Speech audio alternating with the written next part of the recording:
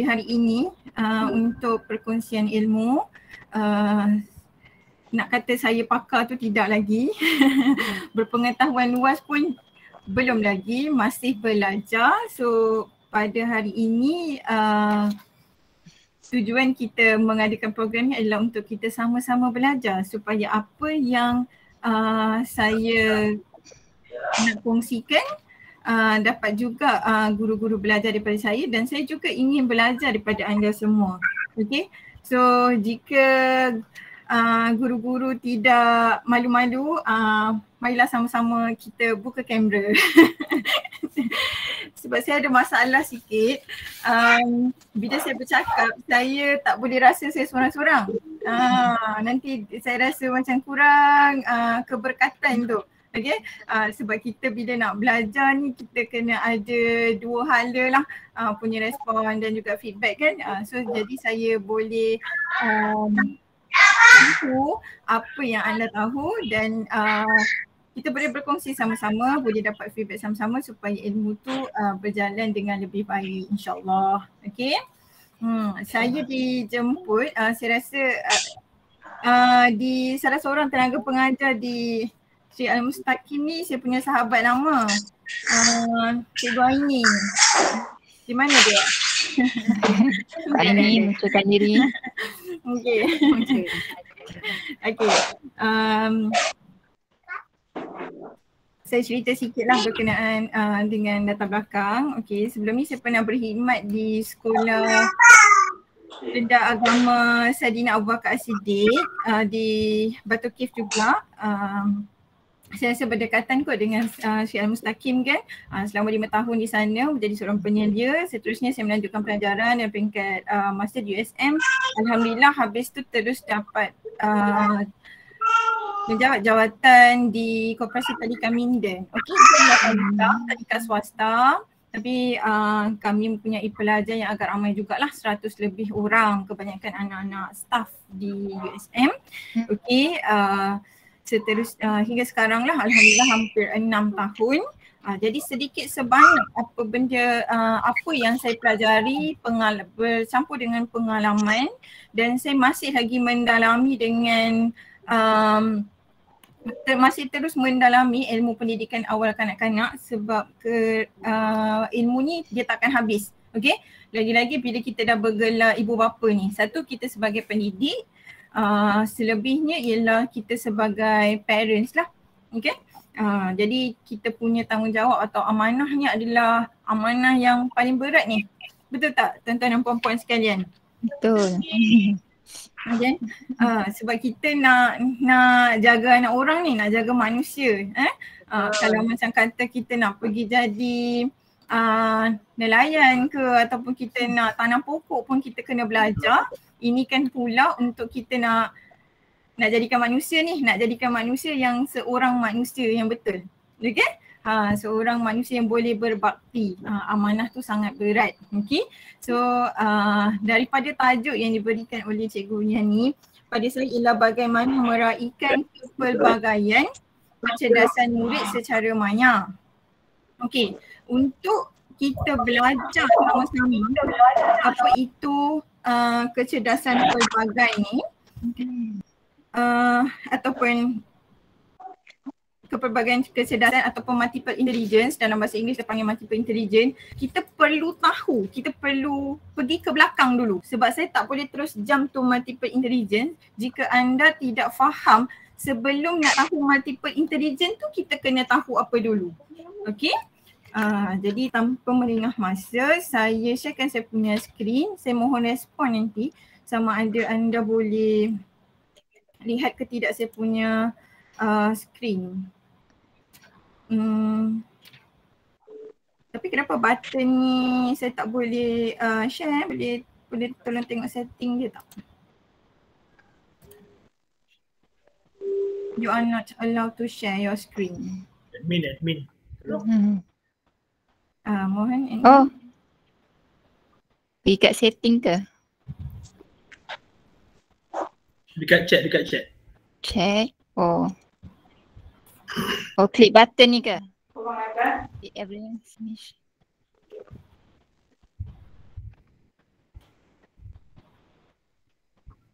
Okay. Dekat chat tu ada. Yang let's everyone tu ke? Ya. Dah. Okay. Okay, bismillah. Boleh tak Puan Laila? Belum boleh lagi. Belum boleh lagi. Kat mana Nabil? Kat mana? Video. Dekat, cuba tengok dekat yang ada banyak bentuk-bentuk tu. Oh, yang segitiga, segi empat ni ke? Bukan.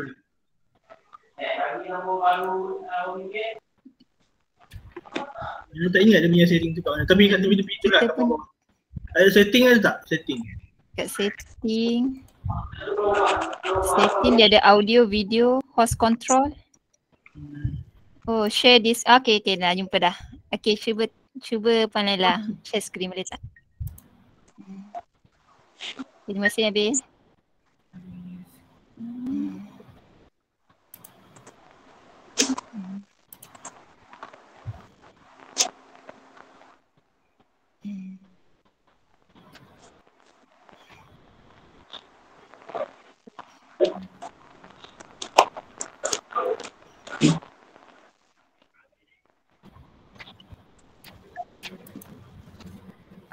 Boleh nampak tak saya punya presentation slide?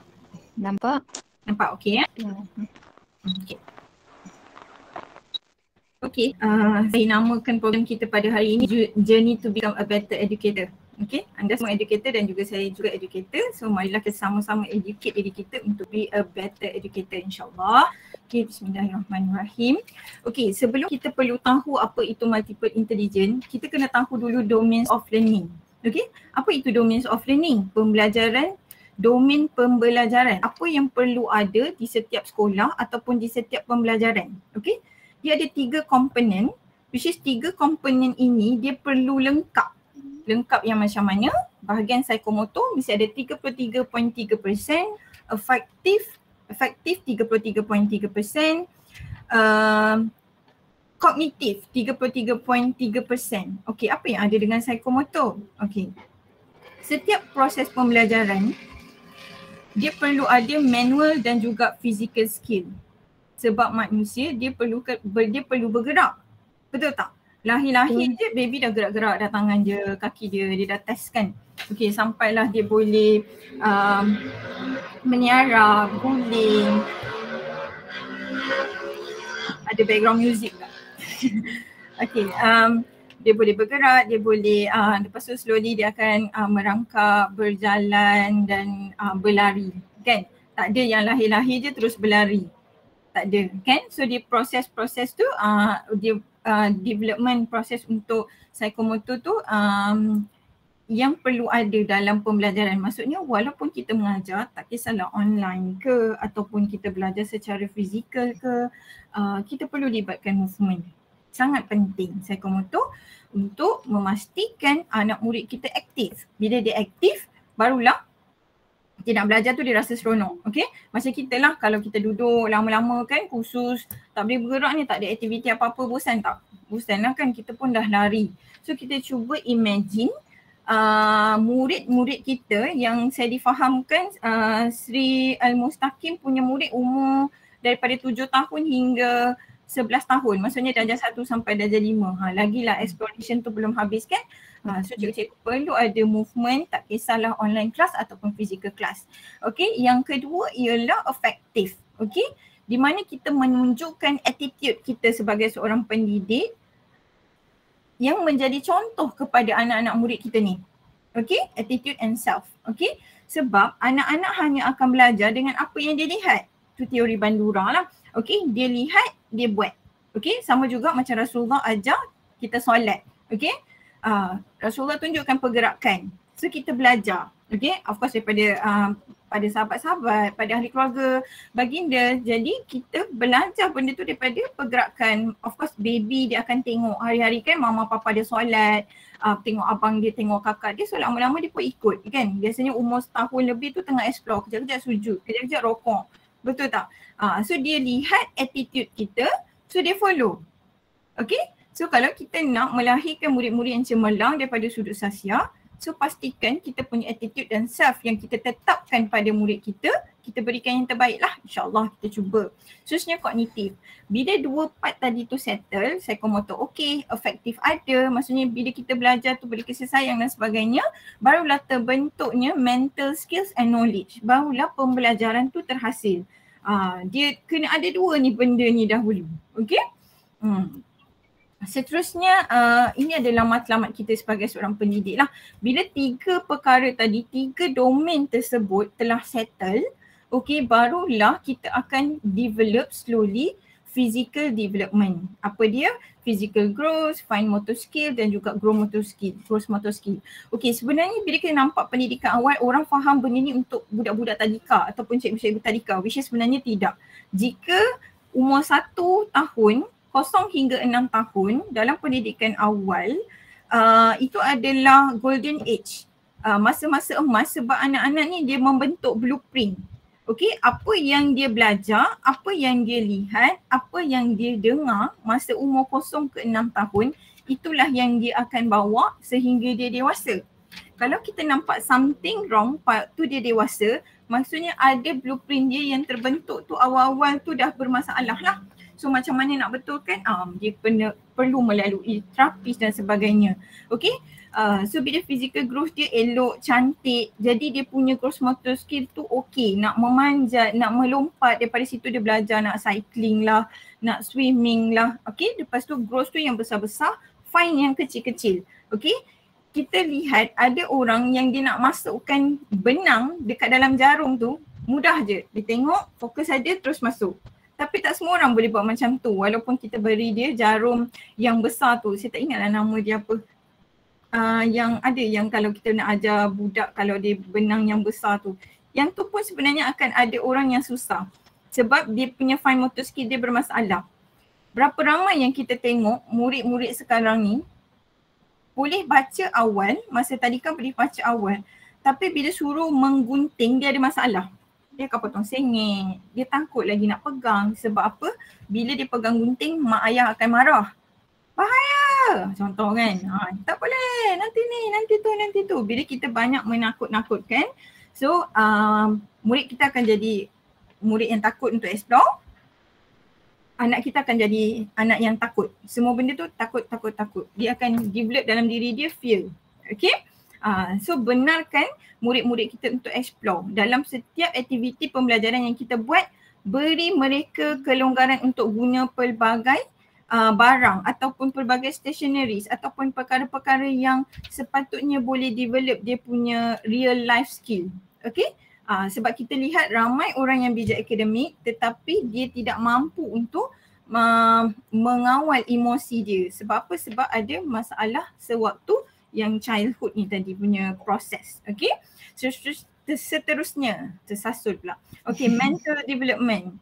Mental development termasuk numeracy, literacy, kan kita nampak slowly anak-anak akan lebih senang catch up pada number, membaca. Dia akan develop slowly bila 6 tahun yang pertama tu cantik.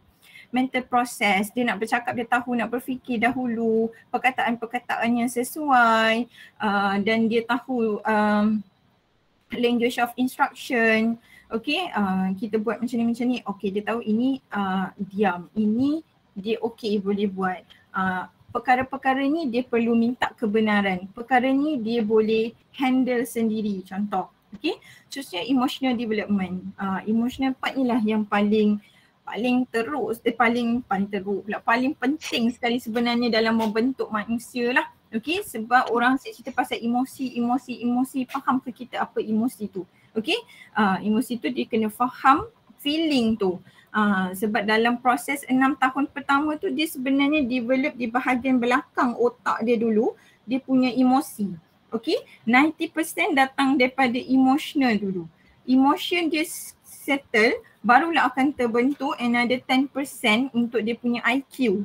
Kalau kita banyak langkah IQ ke depan, biasanya kita akan tengok sekolah minta maaf macam sekolah tadika, contoh Chinese school, okay, expectation parents, okay, anak kena confirm pandai kira, boleh English kena level yang macam ni, adalah semua requirement dia macam tadika terpaksa buat untuk capai satisfaction pada parents. Of course lah sebab business kan.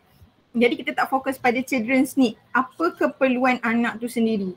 So end up kita tertinggal emosi ni. Bila emosi dah habis dah masa dia untuk develop tu, dah langkah IQ dulu, tu yang jadi hyper ataupun tak ada perasaan kan. Kadang-kadang kita nampak macam tegur pun macam tak ada perasaan, tak memahami perasaan orang lain.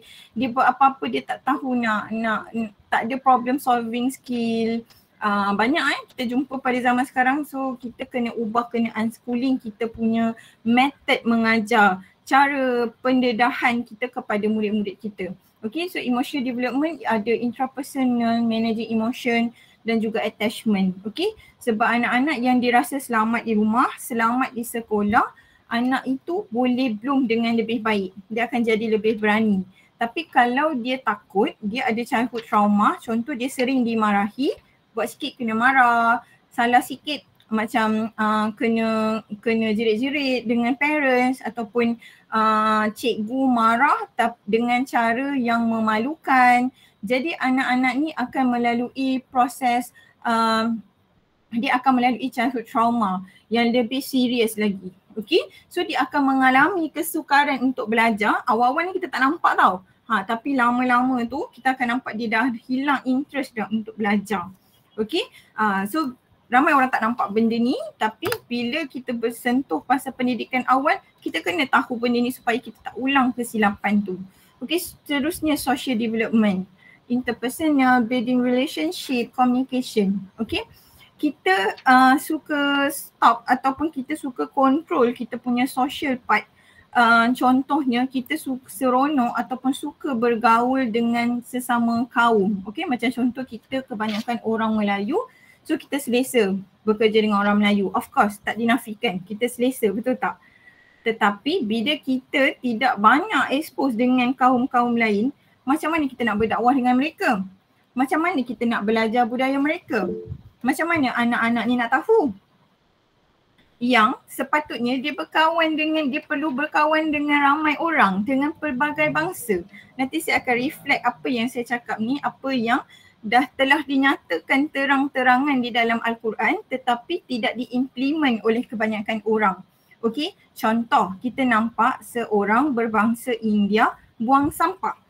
Contoh kita nampak buang sampah. Kita marah perbuatan ataupun kita marah bangsa tu? Tolong jawab sikit. Perbuatan. Bagi Cikgu Yani je lah hadiah orang lain. Orang lain senyap, dia elok, dia diam, dia okey ke? Kita marah perbuatan tu, betul tak? Okay, samalah juga macam murid-murid kita. Kalau dia buat sesuatu, contohlah kan, dia cakap kasar, cakap dekat kawan dia macam, kau ni. So kita macam, kita dah macam, apa awak cakap tadi? Okay, kita marah dia tu. Sebenarnya kita nak highlight kesalahan anak tu. Tetapi kita tidak explain sebab apa, kita dah panik dah. Okay, so bila kita tidak mendedahkan anak-anak kita ni dengan pelbagai kaum ni tadi, yang tu dia jadi masalah tau. Bila kita nampak satu, tengok India tu, buang sampah, kita cakap macam tu. Kenapa nak mention India tu? Sebenarnya salah tu yang buang sampah tu. Betul tak? Jadi dekat situ kita kena unschooling balik. Okay, kita mention perbuatan tu, okay, pakcik tu buang sampah, so kita nak kena buang macam mana ni? Kita kena cakap dengan dia, pakcik janganlah buang sampah, nanti rosaklah alam kita. Kan, nanti busuklah, kotorlah. Jom kita cakap elok-elok. Kita cakap macam tu. Contohlah anak kita tanya balik kan, Mama, memang orang India suka buang sampah? Tak. Semua orang kalau dia tak perasan apa yang dia buat, dia boleh melakukan kesalahan. Memang agama kita mengajar kita untuk jadi baik. Agama kita ajar kita supaya menjaga kebersihan. Tapi adakah kita betul-betul buat apa yang agama kita suruh? Sama juga macam agama lain. Tiada agama yang mengajar penganut dia untuk jadi jahat. Betul tak? Okey, saya ada masalah yang saya tak banyak sosial waktu saya kecil. Sampailah saya terjun dalam bidang kerjaya, belajar pun tak ramai sangat kawan yang bangsa lain. Ada tapi sikit-sikit je. Sampai dah saya bekerja dalam bidang sekarang ni, bila first day saya masuk, saya tengok ramainya Chinese, ramainya Indian. Masa tu saya terkejut. Saya ada macam rasa tak selesa mula-mula. Kita rasa tak selesa. Tapi saya ambil saya punya perasaan tak selesa tu untuk saya improve balik diri kita. Of course bila kita masuk-masuk terus jadi leader, kita punya colleague semuanya, colleague kita ada pelbagai bangsa. So saya belajar daripada cara diorang pancual. Kami sepatutnya punch kat pukul 8 pagi. First day saya datang, saya sampai 7.50. Terus masa tu saya senyum, saya kata okay awal. Pada saya sampai semua orang dah sampai. Lepas tu saya macam apakah ini? Macam rupanya saya menjadi orang yang terlambat pada hari pertama. So saya rasa macam nak ambil kotak macam nak masukkan muka masa tu. So saya belajar sesuatu. Ya Allah, mereka ni tak ada pun belajar surah Wal-As kan demi masa, tapi mereka datang pukul 7 untuk nak punch card sebenarnya pukul 8. Ada orang datang check tak? Tak ada. Tapi mereka sendiri, attitude dia sendiri. Ada yang bekerja sampai umur 70 tahun. Dia sihat lagi. So saya belajar di situ kenapa orang penganut agama lain ni, maksud tu Chinese lah, umur dah sampai 70, macam mana dia masih sihat, jalan masih laju, sekolah kami bertingkat-tingkat, tangga sangat banyak tapi dia sangat cerdas. Saya pun Syah dia makan waktu break time. Makan roti pun roti yang sihat, kismis. Kita makan apa? Nasi lemak, ayam goreng, letak pula rendang. Tu belum makan tengah hari lagi. Lepas tu makan malam pula kan. So saya belajar sesuatu. Saya kata ya Allah, ruginya saya tidak bercampur daripada dulu. Saya tak berkesempatan. Sebab saya dulu sekolah agama, memang semua orang Islam lah kan. Kita tak menafikan kita belajar benda lain, sudut lain. Tapi rugi di situ, social development kita ni kurang. Kita kurang explore. So daripada situ saya belajar, okay saya tahu dalam nak memastikan anak-anak mempunyai perkembangan yang baik, so you have to involve your children dengan pelbagai bangsa supaya mereka belajar budaya dan dia faham yang kita ni hidup bermasyarakat. Kita perlu menghormati semua orang. Tapi at the same time kita menunjukkan akhlak yang baik kita sebagai seorang Muslim supaya mereka tertarik dengan kita. Betul tak? Itu adalah satu advantage yang Allah dah jadikan pada kita tetapi kita tidak sedar. Okay, daripada situ kita belajar komunikasi. Bila kita ada dengan bangsa-bangsa lain je kita nak cuba cakap bahasa lain, betul tak? Kalau tak kita selesa dah, kan? Okay, so benda-benda yang selesa ni dia memang seronok. Betul tak? Seronok, memang seronok comfort zone. Tetapi kita kena fikir lagi apa yang Allah ajar kita supaya kita jadi lebih baik. Maksudnya kita kena improve from time to time. Jadi kena faham method kita bila kita menjadi pengajar ni sebenarnya you sedang belajar dengan murid-murid. Bukan kita sekadar pumpang. Okey, dapat tak apa yang cikgu ajar? Ada soalan apa-apa tak? Tak ada. Okey, boleh balik dah. Assalamualaikum. Bukan semudah itu. Okey? Okey, saya teruskan. Apa yang saya cakap dalam perkembangan empat perkara tadi, semua tu dah dinyatakan dalam agama kita. Okey, contoh saya sentuh pasal fizikal. Okey? Rasulullah sendiri bermain lumba lari bersama Aisyah kan, isterinya. Daripada situ nak menunjukkan betapa kita perlu jaga kesihatan, perlu ada movement, tak boleh duduk saja. Belajar tu dia bukan sekadar duduk sahaja. Okey, banyak pergerakan tu penting. Okey, so cikgu kena ambil maklum walaupun cikgu ajar online, you have to move. You have to allow your children to move. Okey, minta mereka bergerak. Buatlah apa-apa, suruh lompat ke, buat apa ke. Nanti kita nak kena tahu kenapa wujudnya physical movement ni waktu online pula. Nanti kita akan belajar sikit pasal yang multiple intelligence tu. Mental. Dalam surah Al-An'am ayat 50 Allah dah ajar pasal tafakkur, memikirkan apa yang saja yang kita lihat, apa saja yang kita belajar, kita kena melalui proses tersebut dengan berfikir dengan cara yang baik, ta'akul, menggunakan akal. Okey, mengapakah kamu suruh orang lain berbuat baik sedangkan kamu melupakan dirimu sendiri, padahal kamu membaca Alkitab Taurat? Maka tidakkah kamu menggunakan akal? Dalam surah Al-Baqarah ayat 44. Lepas tu Allah juga mengajar kita supaya ta'abur, memerhati dan teliti, ataupun tadabbur pun ia juga bila kita membaca Al-Quran. Maka ambillah pengajaran wahai orang yang mempunyai pandangan. Surah Al-Asyar. Okay, seterusnya emotion. Allah sentuh dalam surah Ali Imran, emosi tenang, senang, emosi marah, emosi sedih kan, la tahzan innallaha ma'ana.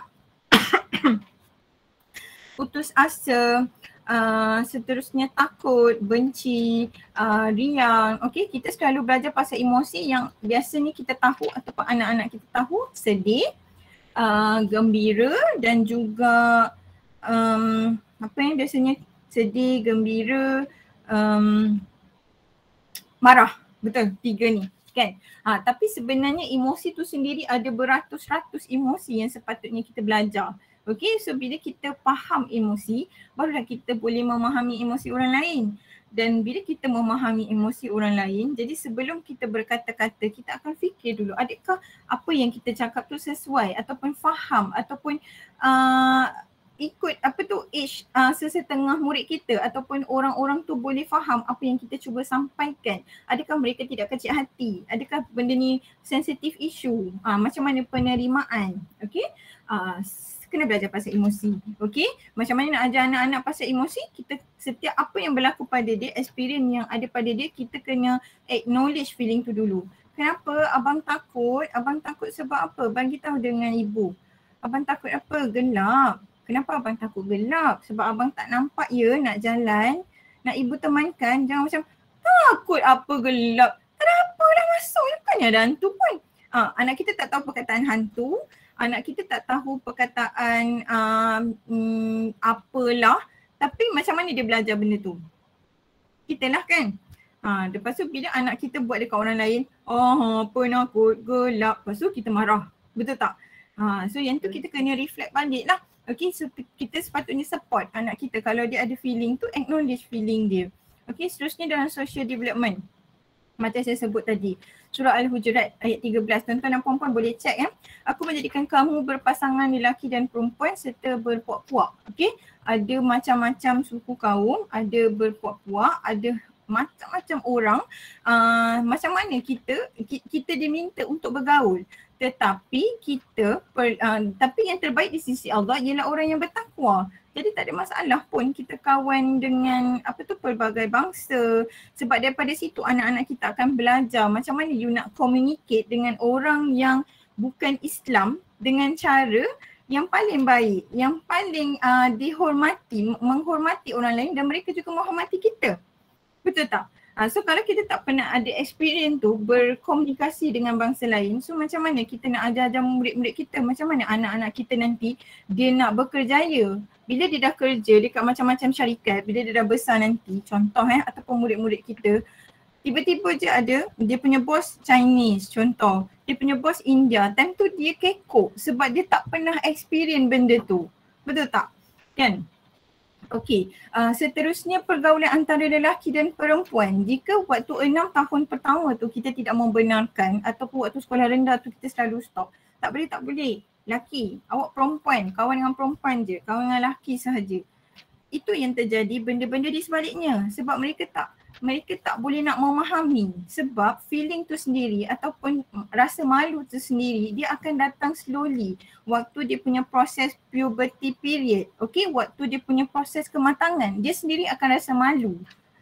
Kita tak payah risau, tapi of course kita kena berhati-hati. Awak boleh kawan dengan lelaki, boleh kawan dengan perempuan, tapi tak boleh pegang-pegang, tak boleh sentuh orang. Okay, itu kawan kita punya hak. Dia seorang perempuan, kita lelaki, kita kena behave macam ni.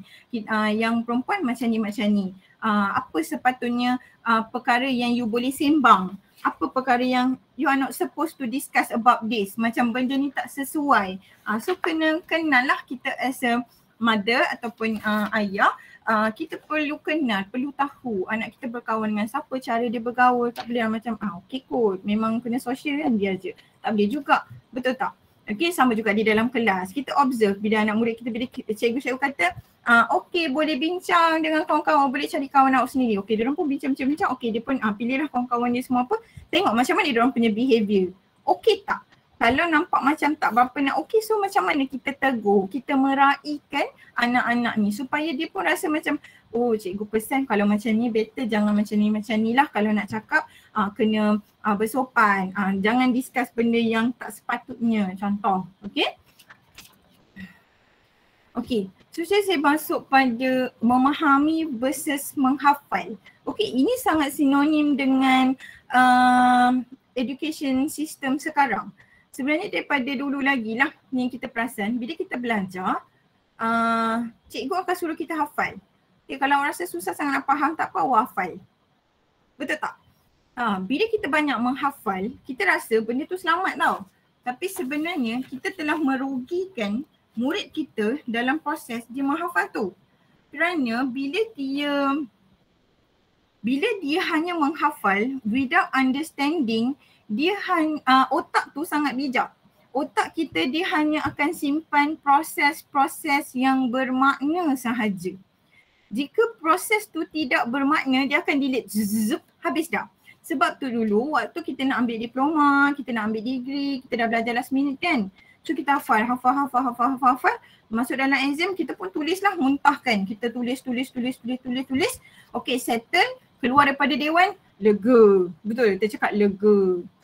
Lepas tu kita ingat tak waktu nak kerja nanti? Tak ingat. Kalau ada exam lagi sekali kena baca balik, kena hafal balik tak? Kena. Sebab otak kita dah delete dah. Tapi kalau kita mengajak murid-murid kita, dia memahami walaupun lambat tapi dengan cara dia sendiri, wow, ilmu tu akan sustain lama. Dia tahu nak apply kat mana. Kan pepatah bahasa Arab cakap, al-ilmu bila amalin kasyajar walas samar. Dia kata pohon ilmu tanpa amal ibarat pohon yang tidak berbuah. Kan? Kita dah tahu dah ilmu tu tapi kita tak amal pun, kita tak berkongsi, kita tidak menggunakan. Habis macam tu sahajalah. Okey, sekarang saya nak semua cikgu-cikgu dekat sini, okey, tolong tulis nombor. Saya nak bagi beberapa nombor. Tolong tulis.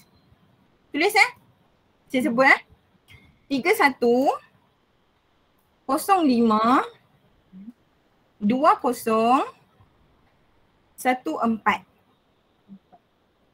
Saya ulang 31052014. Okey. Cikgu tengok nombor tu, cikgu hafal.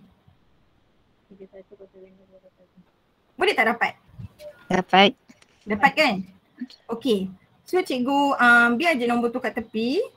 Besok nanti saya call seorang-seorang, saya tanya balik, ingat tak nombor tu? Tak.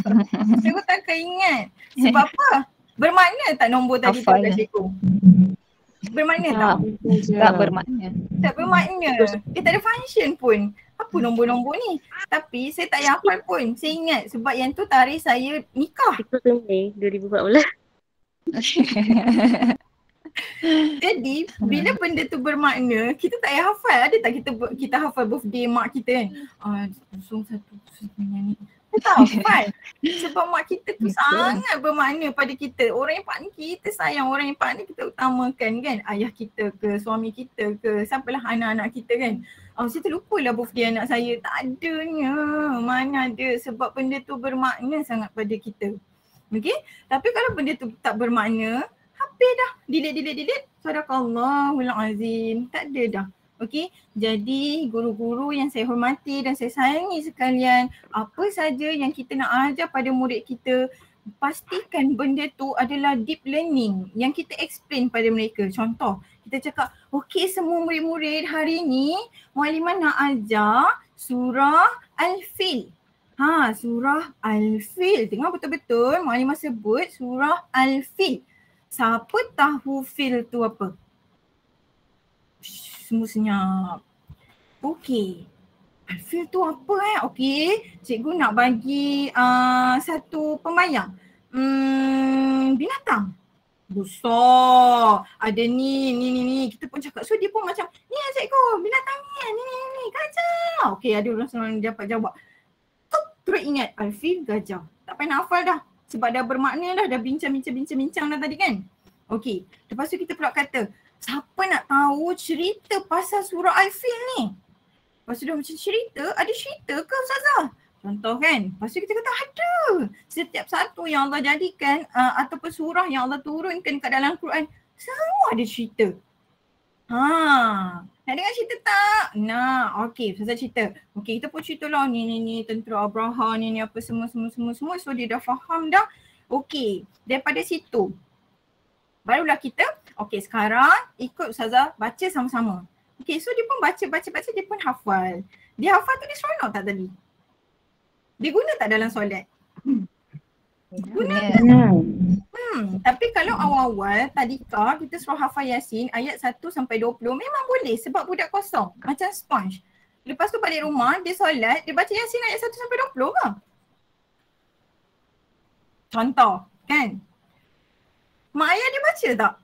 Yasin 1 sampai 20 tu waktu dalam solat. Tak baca.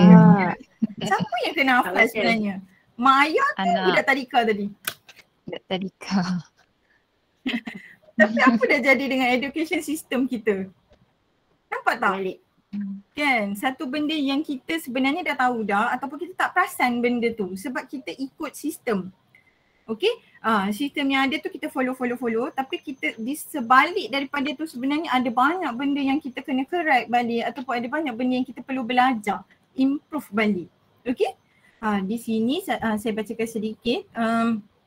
Janganlah engkau wahai Muhammad SAW gerakkan lidahmu untuk membaca Al-Quran kerana hendak cepat-cepat menguasainya. Sesungguhnya kami akan mengumpulkan di dadamu dan membacakannya. Apabila kami telah selesai membacakannya, maka ikutilah bacaannya. Kemudian sesungguhnya kami yang akan menjelaskannya. Dalam surah Al-Qiyamah ayat 16 hingga 19. Okey, Allah sendiri beri teguran pada Rasulullah supaya jangan cepat-cepat pun. Tak ada istilah ketinggalan. Kita pun tahu kan Rasulullah terima wahyu yang pertama semasa juga ataupun apa-apa saja yang perlu dia capai untuk dia punya career. Dia tak boleh skip pun kan. Contoh macam saya di tadika, saya selalu dengar parent cakap, tu dah cikgu, saya bukan apa, saya takutlah anak saya masuk darjah 1 nanti dia tak boleh baca. Dia kata takut apa boleh tak saya nak tahu adakah darjah 1 tu penamat kehidupan anak tu? So dia macam, Ustaz berapa pandai dah cakap macam ni kan. Tak, saya bertanya, saya kata saya nak tahu. Sebenarnya kita rasa malu sebagai ibu bapa yang anak kita tak boleh baca lagi dari 1, anak kita akan masuk pemulihan ataupun sekarang ni anak kita bermasalah. Anak kita tidak bermasalah. Waktu kita zaman sekolah dulu, kita pun belajar membaca, kita pun boleh tambah, tolak dan sebagainya. Umur kita 7 tahun, 8 tahun sebab otak proses untuk terima bahagian akademik tu pada umur 7 hingga 9 tahun. Sebab tu je pun umur 10 tahun anak dah ready, baru ada akademik punya formal learning. Sebelum tu anak akan belajar lah pakai kasut, lap kelas, menyapu, semua life skill sahaja untuk develop dia punya survival skill. Tak ada formal learning. Yang lain semua learning through play. Relax je, happy je. Ada seorang sahabat saya belajar dekat Jepun. Dia share anak dia umur darjah 1 punya matematik baru nak macam 1, ni nombor 1, suaikan gambar yang ada baju sekolah 1. Yang ni 2 masuk 2. Tu umur 7 tahun Anak-anak sekarang ada satu anak buah saya, dia sama sebaya dengan anak saya. Diorang lahir sama hari, sama hari, so dia sama umur lah, sama tahun semua lah. Saya bersalin pagi, kakak saya bersalin malam. Okay, jadi saya malas nak bercerita sebab bila orang suka compare, bila kita compare anak kita tu yang dia jadi masalah tu. Sebenarnya kita tak payah compare sebab anak dia akan membesar ikut fasa dia tersendiri, kecerdasan dia tersendiri, okey? Sebab dekat tadika anak buah saya tu dia dah belajar dah 5,600 tolak 4,300. Lepas tu saya kata nak pergi mana tu? Lepas tu boleh masuk Oxford terus ke? Jadi saya sedih sikit lah. Sistem yang diubah-ubah tidak mengikut apa yang sepatutnya. Yang tu yang jadi anak kita delay macam-macam tau sebab kita terlalu kejar itu dan ini. Itu adalah benda-benda yang sepatutnya kita aware lah. Okay, so tak ada masalah untuk cikgu nak ajar, ustaz-ustazah nak ajar untuk anak-anak menghafal surah-surah sebab mereka dah bersedia. It's okay, umur 7 hingga 9 tahun anak-anak dah ready. Tapi make sure cara cikgu mengajar, macam mana cikgu benarkan mereka bereksplorasi, dia faham dengan apa yang dia ajar tu sangat-sangat penting. Okay, ini saya tunjukkan secara general sel-sel otak. Kita selalu dengar iklan susu kan, sel-sel otak berhubung kan. Ini ada sel tu bila baby lahir, newborn dia tulis kat situ. Nampak tak sel-sel tu dia renggang-renggang tau, dia sikit-sikit je. Sebab baby dekat dalam perut, dekat dalam rahim ibu, dia tak payah nak minta makanan pun, dia on the spot dapat.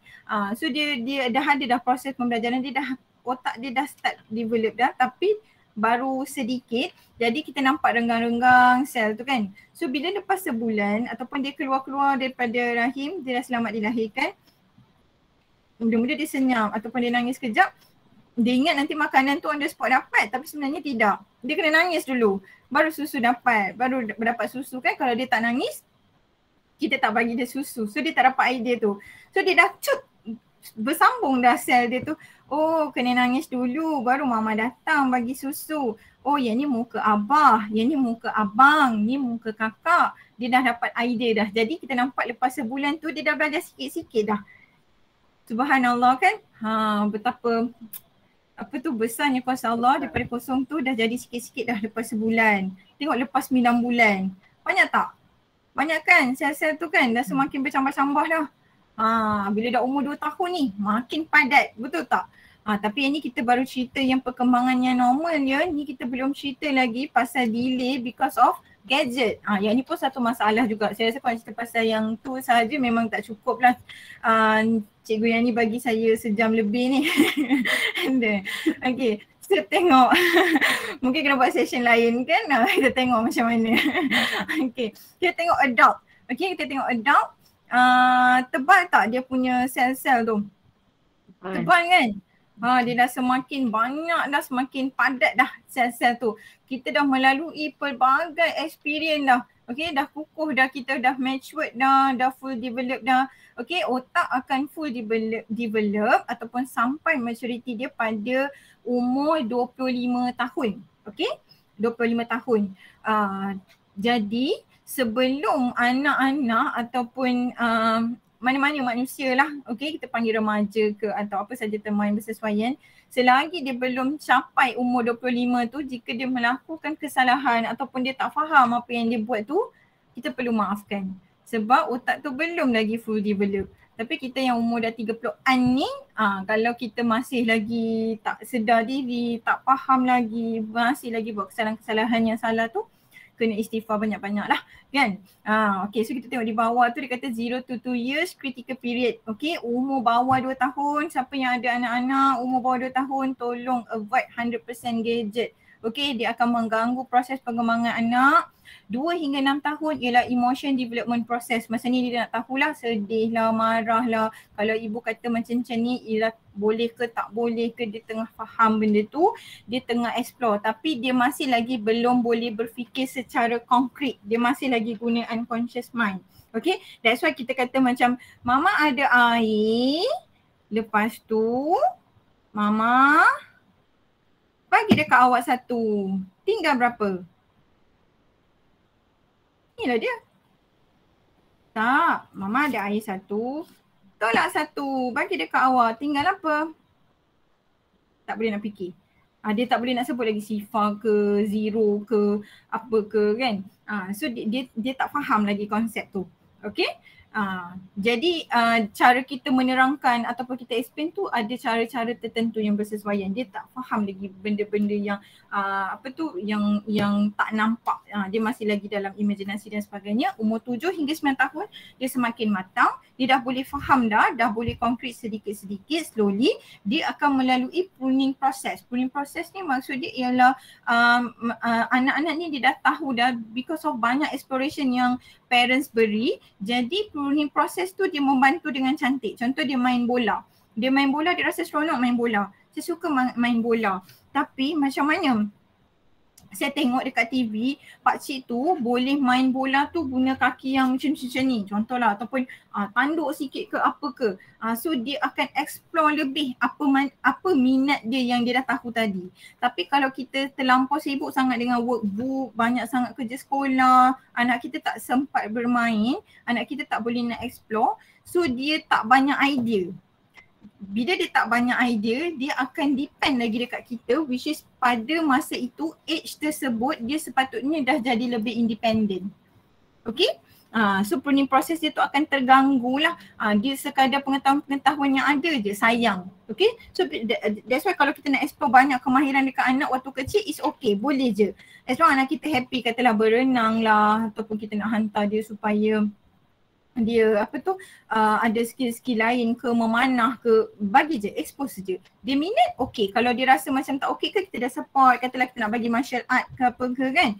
So kita hantar tu dengan explain kat dia. Mama hantar ni supaya kita boleh belajar pertahankan diri, kita boleh tolong orang. Kalau kita dalam kesusahan, kita boleh macam ni. Kita explain. Okay, so pruning process dia tu akan jalan cantik, dia akan lebih power dia boleh lagi improve dia punya skill tu dengan lebih baik dan dia akan menjadi anak-anak yang berani untuk ke depan. Jika kita tak banyak expose, dia sekadar apa yang dia ada je lah. So dia akan, memang kita seronok as a mother, kita nampak macam wah anak kita macam pandai akademik je, macam bagus je. Bahaya sebenarnya lah kalau kita nampak macam tu sebab anak-anak sepatutnya dia melalui proses yang pelbagai.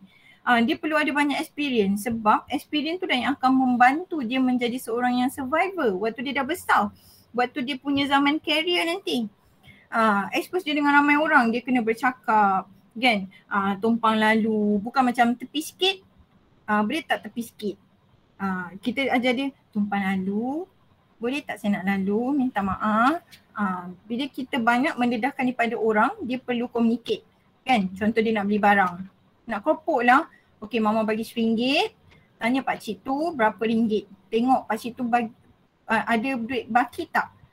So dia handle duit tu. Daripada situ dia akan belajar tanggungjawab. Dia akan belajar, oh yang ni nilai dia RM1. Keropok saya harga RM1.20. So tidak cukup. Macam mana saya nak dapatkan lagi 20 sen? Dia akan experience. Nampak simple tapi sebenarnya daripada situ ialah proses belajar. Belajar ni dia bukan sekadar dalam kelas ataupun mesti ada guru. Dia belajar sebenarnya lebih banyak bila kita experience dengan satu-satu benda. Betul tak? Bila kita belajar naik basikal, kita ada ke cikgu yang macam angkat kaki, letakkan di bawah, seterusnya pusingkan kaki anda. Tak ada. Betul tak? Dia kena naik dulu. Bila dia naik, dia akan tahu nak control, nak balance macam mana. So dia akan jatuh ke apa ke, daripada situ dia akan experience. So lama-lama dia akan improve dengan lebih baik. Okay? Practical. Okay, setakat yang saya cakap-cakap tadi ni, ada nak tanya apa-apa tak? Ada soalan apa-apa cikgu? Ada sebarang soalan ke? Sebab nanti pergi jauh nanti dah terlupa kan. Belum lagi. Belum lagi. Belum lagi Okey ke semua? Okey ke semua? Okey ke? Dapat ke? Okey ke? Nak tanya? Apa dia nak tanya? Apa dia nak tanya? Okey, contohlah kalau kanak-kanak ni kan, kalau kita dedahkan dia dengan gadget, contoh laptop ke kan, untuk dia belajar, contoh belajar melukis melalui YouTube ke apa, benda tu elok ke still tak elok sebab gadget ke macam mana? Dan dia melukis cuma nak tengok contoh tu melalui dia akan explore dalam YouTube macam mana cara melukis. Itu boleh ke ada bad effect juga sebenarnya? Okey. Boleh, tak ada masalah sebab daripada dekat YouTube pun dia ada tunjuk yang apa tu step by step kan, kalau macam kita type apa tu how to draw a lion, so dia akan tunjuk step by step untuk kids kan. So tak ada masalah untuk kita nak tunjuk gadget tu, tetapi sebelum kita beri pendedahan kepada gadget, kita dah support dulu. Macam contoh dia kata abang nak lukis singa lah tapi abang tak boleh lukis lagi. Oh ya ke? Mama try nak? Kita cuba sama-sama. Macam mana anak tu dapat idea gadget? Mesti daripada kita kan? Okay. Perasan tak kita sekarang bila kita macam dulu, bila kita baca buku, bila kita terjumpa satu perkataan, let's say English lah, kita tak confirm. Ayat tu semua kita boleh baca tapi ada satu perkataan yang kita tak berapa nak sure. So dulu kita akan cari kamus, betul tak? Ni kamus ni alah tertinggal. Tapi sekarang kita terus Google. Sebab kita nak cepat, betul tak? Okay, so kita dah dewasa, kita dah melalui proses yang macam-macam, so kita tak ada solution, so kita guna Google. It's okay, itu adalah last, apa orang kata, last punya choice lah yang kita ada. Tapi kalau boleh anak, kalau kita cuba avoid dulu, kita kata, mama lukis dulu kita tengok jadi ke tak. Lepas tu dia kata, alah mama macam tak jadilah mama. Macam mana mama kita nak bagi dia punya bulu tu dia kembang-kembang lagi elok ke apa ke. Kita tengok buku pula. Proses memang lambat memang kebanyakan orang tak suka proses. Orang suka result kan? Betul tak? Kita nak macam anak kita boleh ngaji. Kita nak anak kita boleh kayu basikal cepat. Kita nak anak kita boleh solat terus. Kita tak nak melalui proses. Kita suka result. Fast result. Okay, bila kita tak trust dengan proses tu, sebab tu anak-anak sekarang kita dah cakap sabar sikit boleh tak? Dia tak boleh nak sabar dah. Sebab kita dah skip proses dia tadi yang sepatutnya dia belajar untuk sabar. Kan kita cakap, kita cari buku lah, buku cerita yang ada singa lah. Kita tekap dulu. Ingat tak dulu masa sekolah-sekolah kita belajar, kita tak tahu lukis, kita tekap kan. Macam mana kita dapat idea tu? Tapi kita expose tak benda tu pada anak kita? Maksudnya sebelum you end you punya apa kata exploration tu dengan YouTube, kita dah beri dulu jalan-jalan lain. Maksudnya sebelum gunakan gadget ataupun sebelum kita mendapatkan internet punya bantuan tu, proses dia tu sebenarnya banyak. So anak kita tahu macam, oh kalau tak boleh lukis sendiri, kita tengok gambar. Tengok gambar tak jadi juga, kita boleh tekap. Dah tekap tak comel juga, nak buat apa pula? Last juga tak ada solution ni. Okay, baru kita tunjuk gadget. Boleh? Cuba kita train diri kita macam tu. Sebab anak memang mirror kita, anak memang cermin kita 100%. Kalau kita jenis nak cepat, so anak kita pun nak cepat. Kenapa budak-budak yang cepat tantrum kan, kadang-kadang kita nampak macam banyak tantrum walaupun dah besar, tak settle lagi tantrum dia tu. Padahal tantrum tu sepatutnya berlaku pada umur 2 tahun hingga 5 tahun. After 5 years tu dia dah slowly dah semakin okay. Tapi kenapa umur dah 6 tahun lebih, 7 tahun masih tantrum lagi, tak dapat menangis, bergaduh dan sebagainya. Sebab proses tu di stopkan awal. Bila nangis mak dah macam malu dah kan, semua orang dah tengok kat shopping mall, semua orang dah tengok kita dah, ambil dah, kita dah bagi dah. Kan, sebab kita malu. Tapi kita kena bersedia lah, proses anak kita tu akan berjalan dengan lebih lewat lah. Maksudnya kita tak ajar dia frustration period tu tadi. Contohlah kita dah cakap dengan dia, okay, aiskrim tu tak bagus, makanan ni manis, nanti kesihatan kita macam ni akan ganggu perkembangan otak semua apa. Tapi mama tak kata tak boleh makan aiskrim sebab mama pun suka aiskrim. Okay, apa kata seminggu kita buat sekali je kita boleh makan aiskrim. Okay, cepat abang pilih hari apa yang kita nak buat dia aiskrim day. Tapi sekali je lah. Kita kena empower anak kita, beri dia ruang. So dia kata Jumaat lah mama, sebab Jumaat kan lah sekolah. Lepas dia kata hari Sabtu lah mama, kita pergi McDonald, kita beli aiskrim. Okay, deal dengan dia. Beri dia punya apa orang kata idea dia tadi ataupun dia punya suggestion tadi tu kita ambil sebagai menghormati dia. Kita sebagai manusia, kita suka dapat power. Betul tak? Kita suka di-empower. Sama juga macam anak-anak, dia ada proses egocentrik dia. Dia nak dapat power tu, dia nak dapat kuasa memilih. Tapi bila kita selalu buatkan keputusan kat dia supaya dia ikut kita, tu yang jadi masalah tu. Dia jadi lambat sikit proses tu, habis. Okay, so kita kata okay hari Jumaat kan. Kita kata okay hari Jumaat ialah aiskrim. Betul-betul hari Jumaat pergi beli aiskrim tu. So dia faham aiskrim hanya boleh makan pada hari Jumaat. Okay, katalah pergi rumah Tok. Pergi rumah nenek. Tiba-tiba nenek bagi hari Selasa. Daripada situlah kita test kejujuran dia. So kita akan tahu, oh makan aiskrim. Tengok dia bercerita kat kita tak? Jangan cakap tu lah tak beritahu mama. Tak ingat apa janji. Jangan cakap macam tu, tunggu dia explain kat kita. Kalau dia tak explain juga baru kita tanya. Tadi ada dekat rumah nenek tadi buat apa makan apa tengok dia cerita tak? Ada tak nenek bawa aiskrim ni? Ada. Abang makan ke? Makan. Tapi abang janji dengan mama macam mana? Jumaat. Abang dah janji kan? Jadi macam mana ni? Dia nak minta maaf tak? Kalau dia minta maaf, okey. Okey, tak apalah. Kita kan manusia, kita selalu lupa, selalu janji, okey? Tapi tak apalah, kita hormati nenek.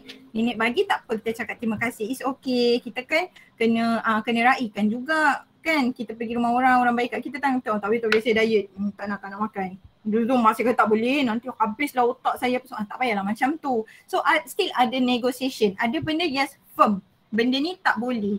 No means no. Tapi ada benda yang you boleh negotiate. Ikut pada situasi. Sama lah juga macam gadget. Boleh tapi dengan pemantauan. Dia ada two ways communication. Kalau boleh bawah 2 tahun langsung tak payah ada. Kalau perlu juga untuk bagi, kita berada di sebelah. Wow, tengok lion ni. Dia warna kuning. Wow, ekor dia panjang. So sambil dia dengar tadi, mak dia ada di sebelah untuk explain. Jangan bagi lepas tu kita pergi toilet. Kita tinggalkan dia. So anak kita akan belajar zup. Kan? Screen tu bertukar. Dia cepat tau. Tak payah nak tunggu pun. Kan? Tak payah nak enter pun. Bertukar sahaja. Jadi sebab tu bila anak kita tak dapat kan, bila dia minta sesuatu tak dapat, dia mengamuk sebab dia tak belajar proses kesabaran tu. Okay, itulah yang berlaku lah. Saya menjawab ke soalan tadi cikgu?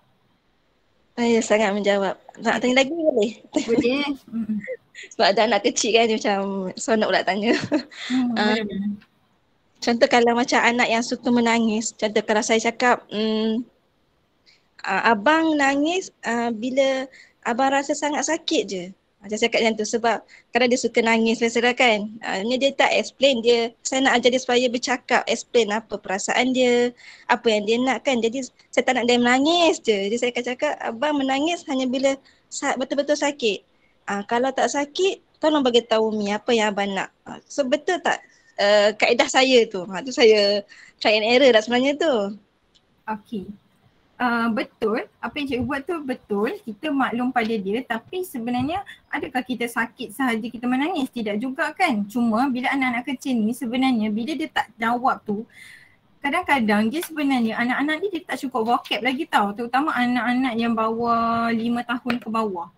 Dia punya vocab tak banyak lagi, perkataan dia tu belum banyak, that's why dia tak boleh nak express feeling dia. Bila dia tak dapat ataupun dia tidak boleh meluahkan, so dia akan menangis. Bila dia menangis, kita akan rimas, betul tak? So kita akan tend to marah ke apa, so kita bagi tahu nak apa, nak susu, nak apa. Okay, so cuba kita stop daripada kita macam tinggikan suara ke apa ke, sebab bila dia menangis, dia perlukan attention. Okay, so kita kena put sama level dengan dia, lower down kita punya level. Okey, abang nangis kenapa? Boleh bagi tahu dengan ibu, abang sakit. Dekat mana? Dekat sini. Dekat sini ke? Abang nak susu ke?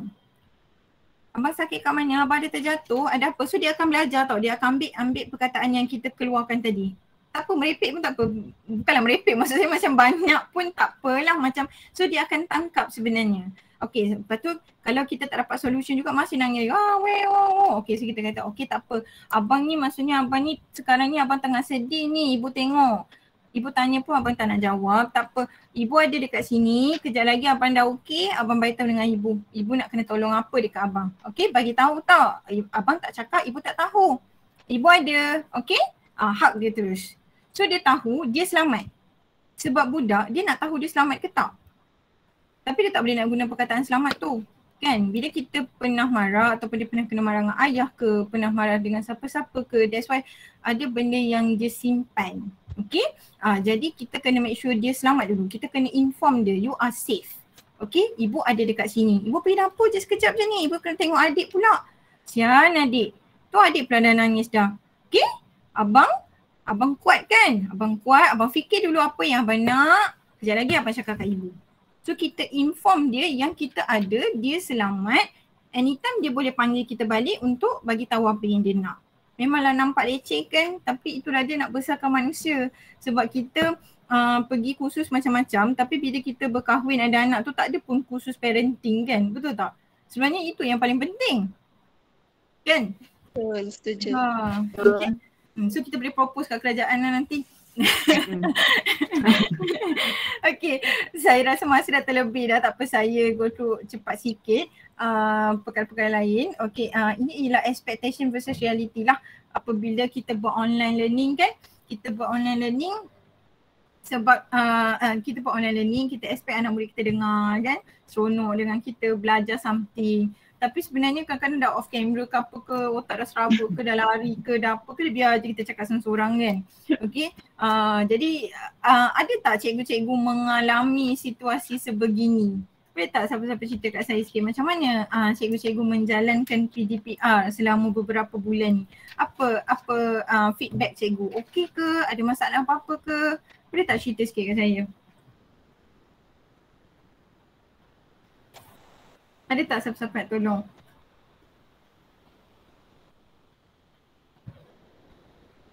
Maya, cerita Maya. Maya ada tak? Semua okey lah, tak ada masalah. Kalau dari Aini panjang lebar. Ya. Apa yang pernah Aini feel masa PDPR yang paling menyeronokkan dan apa yang Aini rasa macam benda tu challenging lah? Macam Aini mengajar 2 tahap kan. Tahap 1 dan tahap 2 lah. Bila tahap 1 tu tahun 2, diorang memang bagi kita macam mana, bagi maksudnya respon yang sangat baik lah. Lepas tu kalau masuk setiap hari memang katanya semua masuk kelas dan ternanti-nanti kita nak bagi task. Dan task yang kita bagi pun maksudnya kita bagi hari ni contoh kita bagi tengah hari, kelas saya tengah hari tadi kan. Lepas tu petang Zoom dah hantar. Okey, Mukadimah saya dah siap. Okey.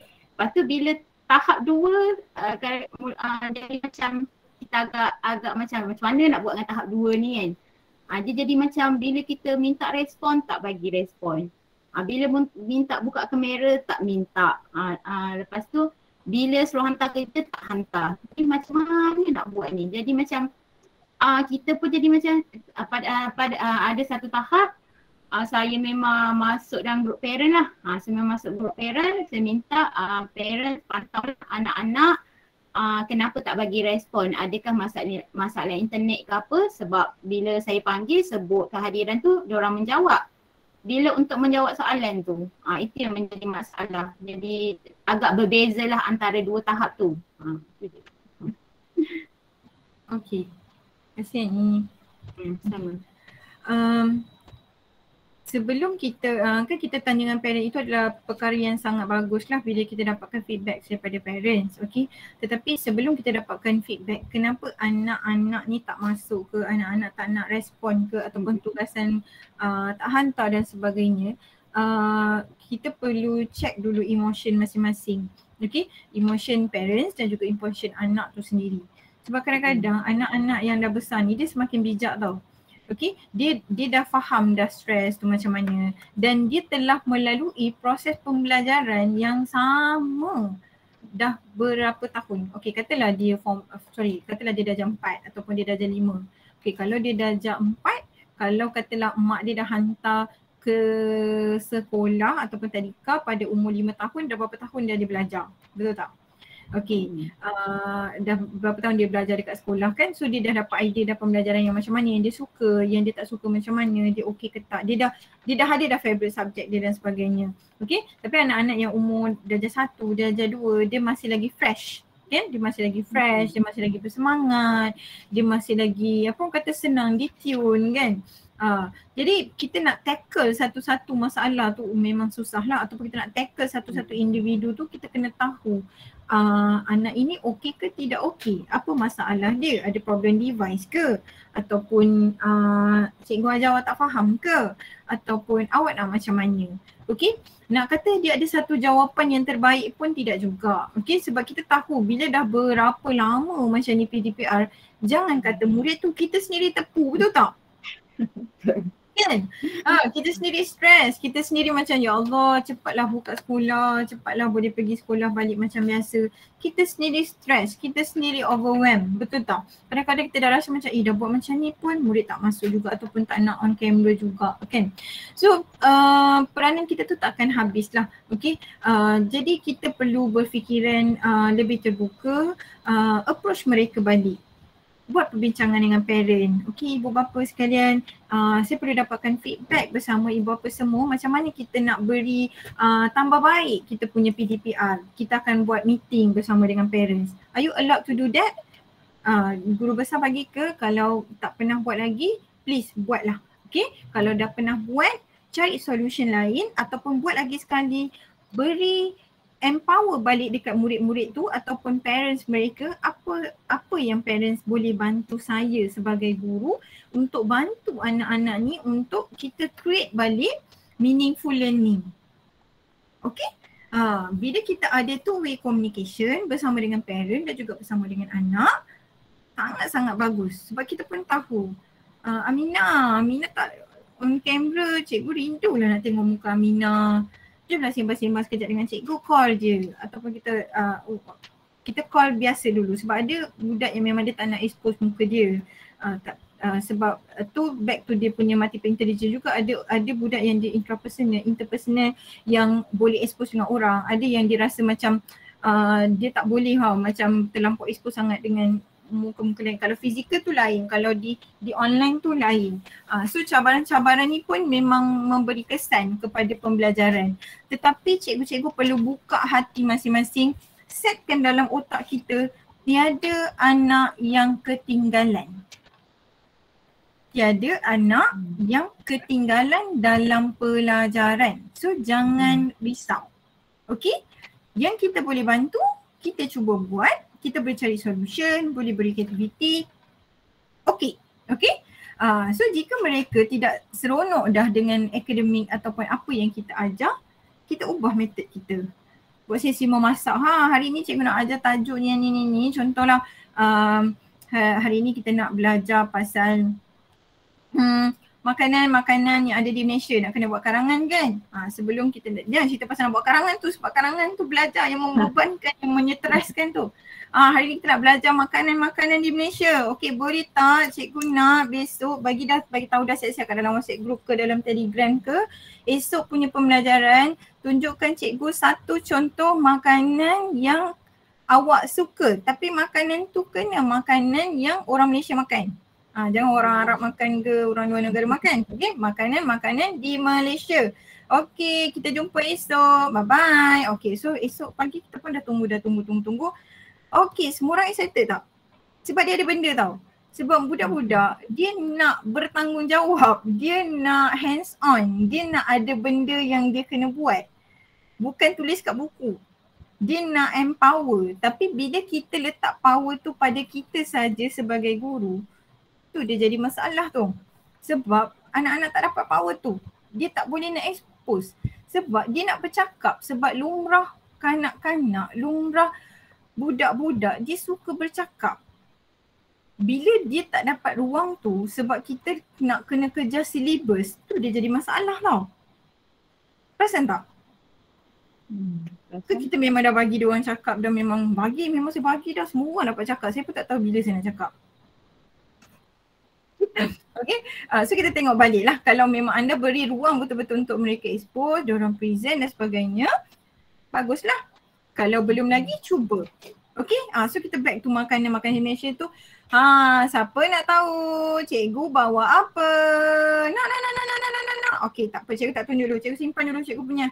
Hari ni kita tak ada nak tulis ke nak apa ke, kita nak makan sama-sama waktu online. Sudah. Tapi seronok tak? Seronok. Belajarlah doa makan. Belajarlah makan. Okey, awak bawa apa? Saya bawa nasi lemak. Dalam nasi lemak awak ada apa? Saya ada timun, saya ada telur mata, saya ada sambal ikan bilis. Nasi saya suku-suku separuh. Contohlah kan. Okey. Jadi dia pun seronok. Mama beli ke tadi? Taklah. Saya masak tadi dengan mak saya. Oh ya ke? Wah pandai awak masak nasi lemak. Okey, tak apa, nanti kita boleh buat jamuan bila buka tadika pula buka sekolah. Okey, awak ni bertunjuk apa? Roti canai cikgu. Roti canai ni dia buat daripada tepung ni. Bagi dia cakap. Bila dia semua dah explain dah, semua dah ada power tu dah boleh explain, dah bagi tahu dah dia suka makan ni, yang ni makanan dia dekat Malaysia apa semua tu. Nampak tak tadi dalam Malaysia ni ada banyak makanan. Jadi sekarang ni kita nak fikir apa yang kita nak cerita dalam karangan makanan-makanan di Malaysia. Baru cerita pasal karangan tadi. Jangan cerita awal-awal. Bila cerita awal-awal tak nak masuk kelas. Cerita dulu tajuk dulu.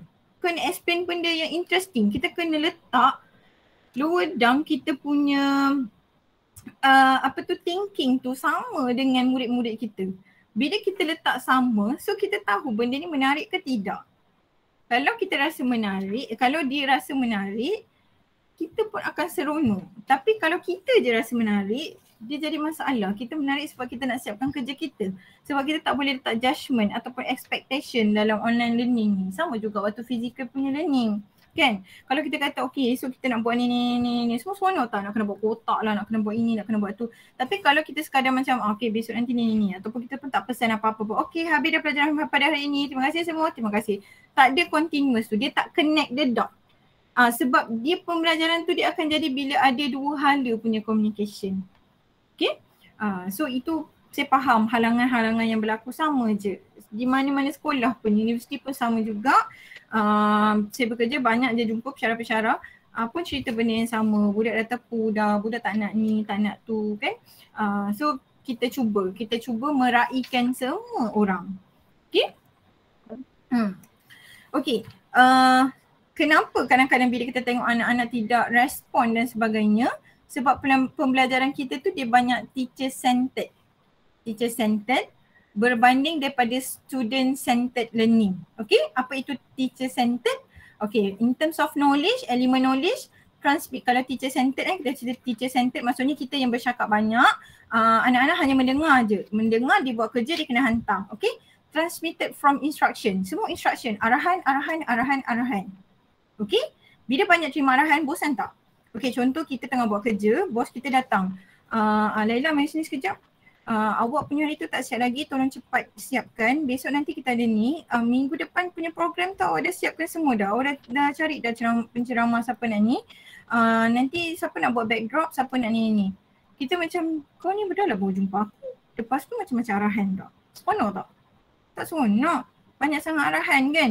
Tapi kalau kita tanya anak murid kita ataupun bos lah kan, panggil pekerja, katalah macam okey Laila, jom kita bincang sikit ni, boleh tak? Okey, apa pendapat awak sepanjang kita buat program hari tu? Kalau in future kita ada program lagi, awak ada pendapat apa-apa tak? So saya pun akan rasa macam okey, itulah saya nampak hari tu macam internet kita akan ada problem sikit bila dah ramai sangat. So okey tak kalau kita, so respon. Ada dua hal dia punya communication. So saya pun rasa macam orang nak feedback kita. Sama juga macam murid. Cikgu tanya soalan sebab dia percaya dengan pendapat kita. Bukan dia tanya soalan yang nakkan jawapan. Kita jadi masalah sebab kita punya jawapan tu ini salah, ini betul. Kita tidak memberi ruang dalam kemahiran berfikir aras tinggi ni tadi.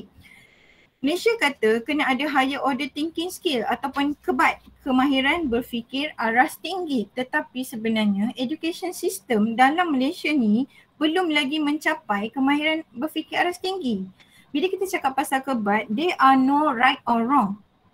Tak ada salah, tak ada betul. Apa sahaja yang dijawab oleh murid kita adalah jawapan berdasarkan pemikiran beliau, pemikiran pelajar. So kita akan justifikasikan dia terus perbincangan. Tak boleh ada skema jawapan. Bila kita ambil dia punya kertas jawapan, kita pangkar, itu bukan KEBAT. Bukan KEBAT. Tetapi ramai daripada kita tidak faham lagi. Itu another topic. Kan? Okay, so kita tengok lagi. Apa lagi student participation kalau teacher centered? Pasif lah. Dia takkan respon banyak sebab soalan kita hanya nakkan jawapan yang apa yang kita ajar sahaja. Dia tak boleh out of topic. So dia tak rasa bergerak, dia tak rasa seronok. Role of teacher, leader atau authority? Kita nak jadi ketua sahaja. Kitalah yang paling betul di dunia dan di akhirat. Itu jadi masalah lah. Okay, role of assessment. Katalah kita bagi dia assessment ataupun latihan ataupun ujian. Kita akan bagi dia beberapa test ikut sistem. Lepas tu kita akan kata okay, tahniah awak dapat 85%. Tahniah Ali awak dapat 87%, awak dapat 90. Aminah awak kena usaha lebih markah awak 45 sahaja. Kita dah label dah. Malu tak anak tu? Malu. Nak belajar lagi tak? Tak ada. Motivation hilang. Zup, habis terus. Penat je kita attach dengan dia daripada awal. Sebab apa? Judgement dari kat situ cikgu kata aku tak pandai. Tapi cuba kita macam okay awak dapat 45. Okay tak apa, kita usaha sama-sama. Okay. Tak ada judgement apa-apa pun. So anak tu rasa macam okay cikgu okay je. Memanglah kita kata kalau macam tu memang tak berusaha sampai bila-bila. Siapa yang kata tu? Kita yang kata. Sebab kita tak nak bagi ruang pada anak tu. Sebab kita nak dia mencapai target kita. Sedangkan dia punya learning style dia berbeza. Okay. So terusnya emphasize. Kita emphasize apa? Learning correct answer saja. Kalau salah, mistake, tanda dengan pen merah besar-besar. Kalau dekat UK, di United Kingdom, kalau kita ambil pen merah, pangkah besar-besar dekat murid kita punya kertas, kita boleh kena saman tau. Sebab apa? Kita meletakkan stres pada seseorang manusia. Okay? Tapi macam mana kita zaman kita dulu belajar kan? Kalau kita salah buat karangan English tu, so cikgu kita pakai garis bulat sini. Bawah pula kan? Jangan buat macam tu.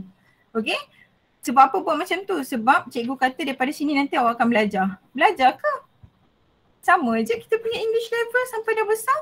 Sebab apa? Sebab kita takut. Kenapa kebanyakan anak-anak Melayu takut untuk speak English? Sebab kita belajar terlalu banyak rules. Okay, grammar teacher goes, bukan go.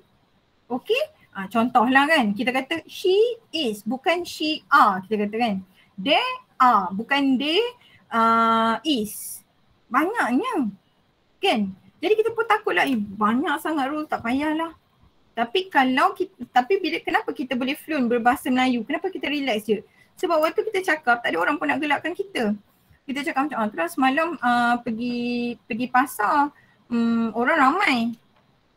Okey je, padahal sepatutnya ayat tu jadi semalam saya telah ke pasar.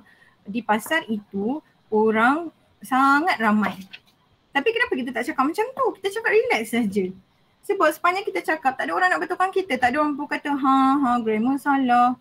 Tak ada. Tapi bila kita cakap English, salah orang gelakkan. Orang kata grammar salah.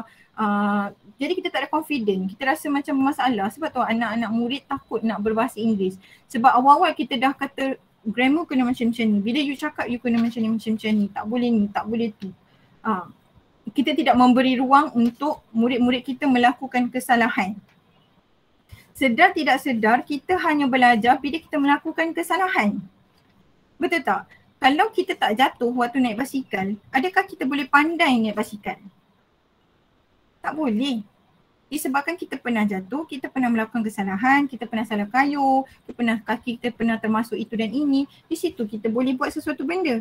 Sama juga dengan kehidupan.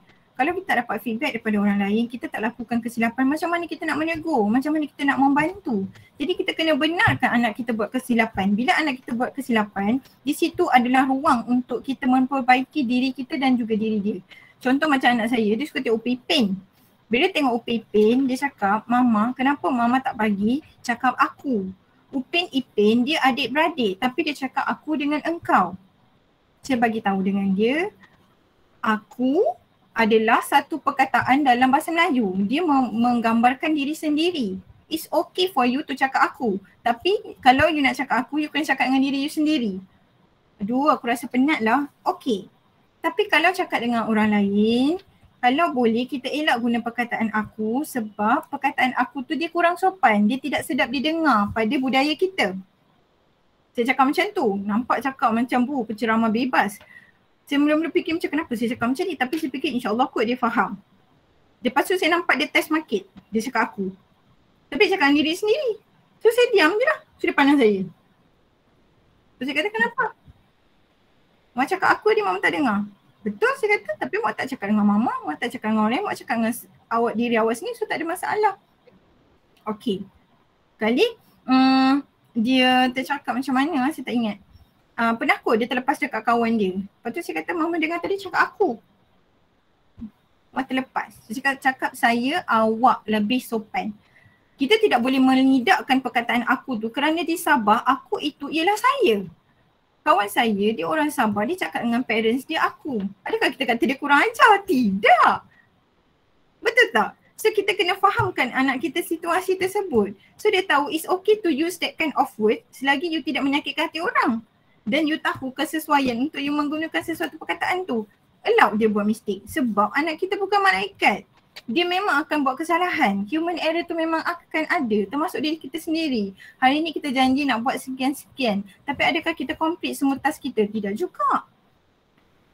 So kita pun melakukan kesilapan. Macam mana kita boleh memaafkan diri kita, maafkan juga anak murid kita, maafkan anak-anak kita. Daripada situ kita akan jadi lebih baik, kita akan jadi lebih produktif dan anak-anak murid kita lebih senang dengan kita. Okay, kita cuba. Assessment method, one dimension testing. Kita punya testing tu ada satu perkara sahaja. Sedangkan anak-anak murid ni dia pelbagai kecerdasan. Academic culture, kompetitif dengan individualistik. Kita hanya suka membezakan. Compete lah. Okay, siapa markah tinggi dapat masuk kelas pertama, siapa yang markah rendah awak akan masuk kelas kedua, ketiga. So anak tu belajar labeling daripada kecil. Sebab dah besar kita nampak orang suka put judge. Tengok gambar dekat video, dekat Instagram, terus komen. Sedangkan you tak empathy, you tak tahu apa yang terjadi di sebaliknya. Kan?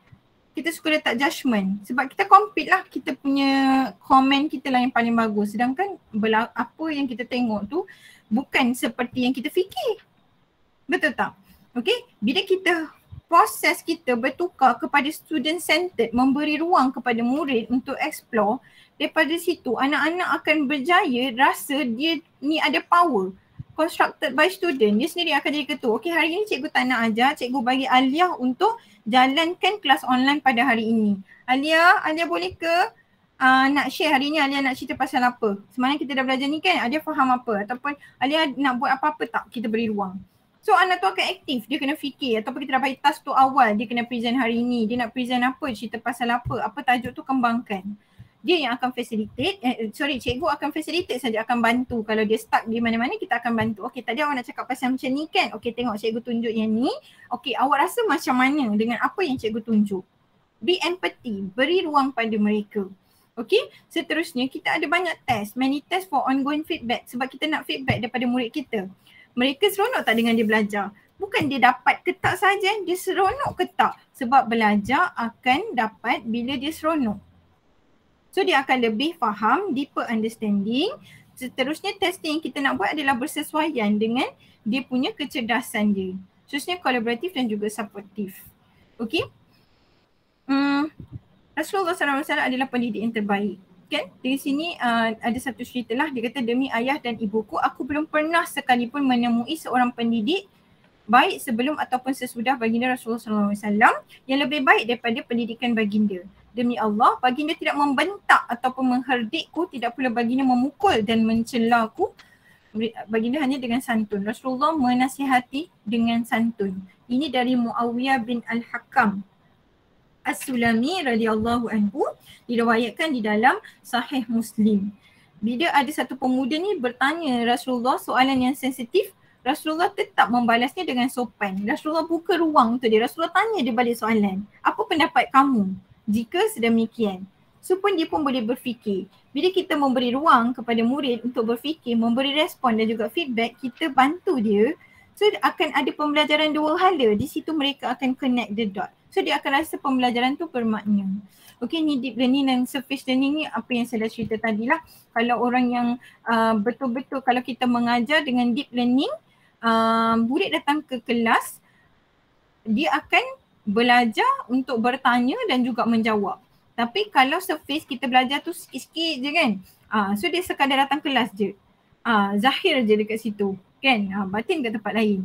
I wrote some notes. Kalau surface je, sikit-sikit je. Belajar tak pernah faham pun, touch and go je. Tapi kalau kita betul-betul faham deep learning, kita akan tahu compare dan kontras satu ilmu yang kita belajar. So anda boleh bacalah di sini. Kalau betul-betul dia faham, dia understand apa yang dia belajar, dia akan tanya, how does this impact my life? Apa yang kita belajar sekarang ni kita guna tak? Macam dulu kita belajar AdMed kan, siapa yang dulu belajar AdMed? Kita guna tak waktu kita dah besar ni, dah dalam kerjaya ni? Kebanyakan tak guna pun kan? Kita tak minat pun sebab dia terlalu susah, dia terlalu banyak pantang larang kan. Okay? Ini pula cerita dapat Rasulullah dan juga kebosanan murid. Macam mana Rasulullah memberi ruang, bukan hari-hari belajar benda yang sama. Rasulullah memberi ruang kepada murid-murid dia supaya dia takkan rasa bosan. Sebab bila budak dah rasa bosan, confirm dah tak nak belajar dengan kita, dah tak nak join kelas dah. Apatah lagi online class kan. Okay. Baru dah saya boleh masuk dekat apa yang anda faham berkenaan dengan multiple intelligence. Okay. Multiple intelligence, intelligence ni orang selalu fokus dekat bahagian IQ sahaja, akademik. Yang orang nampak bila kita sebut pasal intelligence, kita ingat akademik. Budak ni pandai ni, budak ni pandai tu. Tapi sebenarnya di sebalik akademik tu, di sebalik akademik tu ada banyak sebenarnya kecerdasan ataupun kebijaksanaan yang dikuasai oleh semua manusia. Dalam satu research yang latest, seorang researcher ni daripada Indonesia, dia buat kajian, dia dah jumpa ada 14 kecerdasan pelbagai dalam Al-Quran yang Allah dah ceritakan. Tetapi saya tak jumpa research dia di mana, tapi saya dengar daripada guru saya. Belum lagi dikomersialkan dia punya research tu. Intelligence tu dah dicerita dekat dalam Al-Quran. Yang hebatnya, yang ada total intelligence tu sebenarnya ada 14. Siapa yang ada ke 14 tu? Perkara tersebut ialah Rasulullah SAW. Amazing kan? Subhanallah. Okay, tapi yang Howard Gardner, psikologis ni yang jumpa, yang buat teori ni, dia jumpa 8 dahulu. So orang semakin kaji. So sekarang orang dah kata ada 9, 10, akhirnya yang latest ialah 14. Okay. Apa dia multiple intelligence? Okay, yang ni Howard Gardner jumpa 8 dululah, basic kan. Okay, inilah dia ada spatial, ada intrapersonal, ada linguistic, bodily kinesthetic, interpersonal, existential ataupun spiritual. Seterusnya logical, mathematic, musical dan juga naturalist. Okay.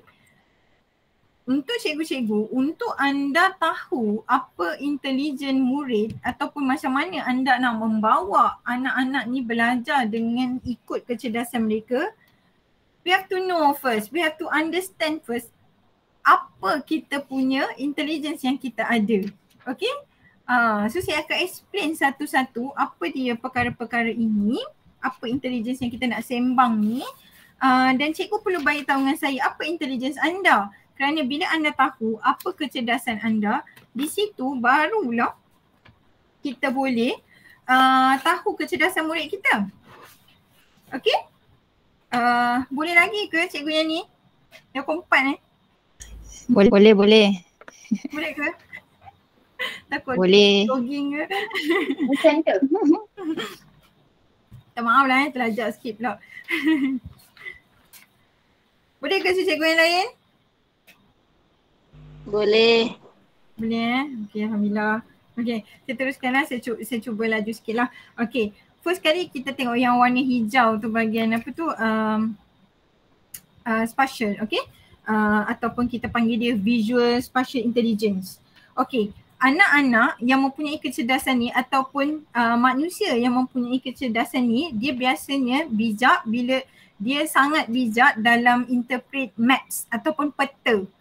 Okay, dia suka tengok globe, dia faham negara-negara ni kedudukan dia macam ni, arah macam ni.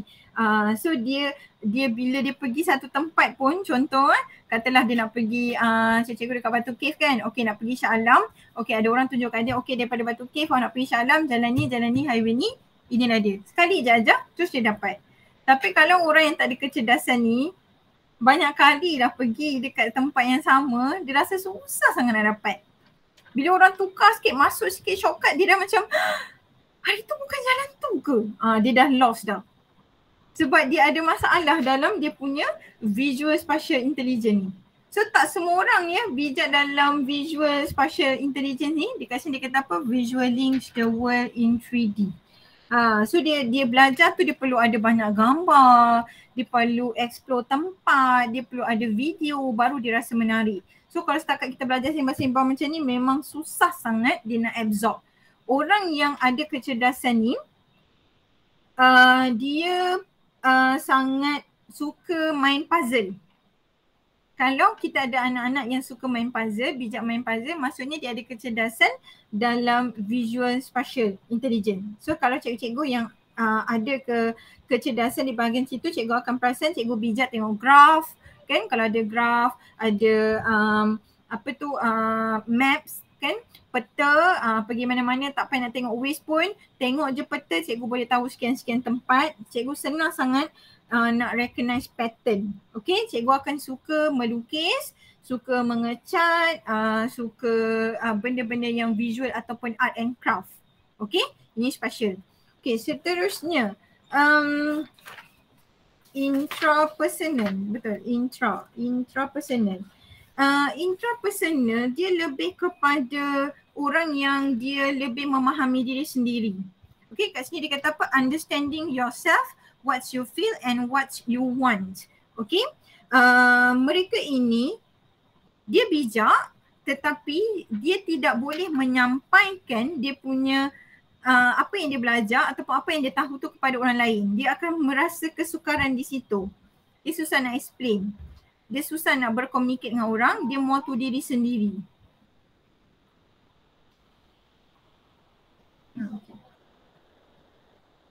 Okay. Ada iklan sekejap. Okay, seterusnya orang yang ada intrapersonal ni dia sangat bijak daripada sudut teori. Dia sangat pandai memahami perasaan orang lain, tetapi dia tak boleh nak sentuh lebih, dia tak boleh nak bercakap dengan orang, tapi dia memahami emosi. Orang-orang yang macam ni dia bijak menulis lah. Selalu kalau masa kita tengok orang yang tulis dekat social media kan, dia dekat Facebook ke, dekat IG ke, dia boleh tulis panjang-panjang. Dia mungkin seorang yang intrapersonal. Potential career dia ialah scientist ataupun writer, theorist. Yang first tadi visual spatial tu, dia berpotensi untuk jadi arkitek ataupun artis yang melukis tu, engineer. Okay, seterusnya kita pergi pada linguistik. Okay, linguistik ataupun linguistic verbal intelligence. Okay, yang warna orange tu. Finding the right words to express what you mean. Orang yang linguistik ni ataupun kita panggil dia as word smart. Word smart ni selalu kanak-kanak lah kita nampak budak-budak yang word smart ni dia akan cepat membaca. Dia belajar membaca tu lebih cepat daripada anak-anak lain. Biasa sebelum capai umur 6 tahun dia dah boleh baca dah. Okay, dia akan laju sikit. Jangan risau, anak-anak yang lain pun boleh baca, boleh buat semua pun. Cumanya cara belajar tu lain. Proses perkembangan berbeza. Okay, anak-anak yang word smart ni dia sangat suka storytelling. Dia boleh ceritakan balik dekat orang lain. Apa sahaja yang dia faham, dia boleh explain balik dengan orang lain through storytelling. So dia suka belajar yang menyeronokkan. Okay? Dia tak suka macam senyap, boring, cikgu je cakap. Okay? So ada tak yang macam ni? Okay. Seterusnya bodily kinesthetic. Saya suka bodily kinesthetic ni. Bodily kinesthetic ni warna merah-merah ni, maroon. Dia kata coordinating your mind with your body. 1, 2, 3, 4. Okay. Selalunya bodily kinesthetic ni ialah lelaki. Perempuan pun ada juga, ramai juga. Tapi kebanyakan lelaki lah bodily kinesthetic. Dia ni memang kena belajar, wajib belajar dengan pergerakan. Okay. So kalau dalam murid kita ni ada bodily kinesthetic ataupun kita sendiri pun bodily kinesthetic, minta maaf lah, memang dia susah nak belajar online. Sebab belajar online kena sit still. Kalau tak ada movement, tak ada pergerakan, cikgu tak mewujudkan perkara-perkara yang menyeronokkan yang dia boleh ada movement, dia memang akan terganggu. Sebab dia akan cepat boring.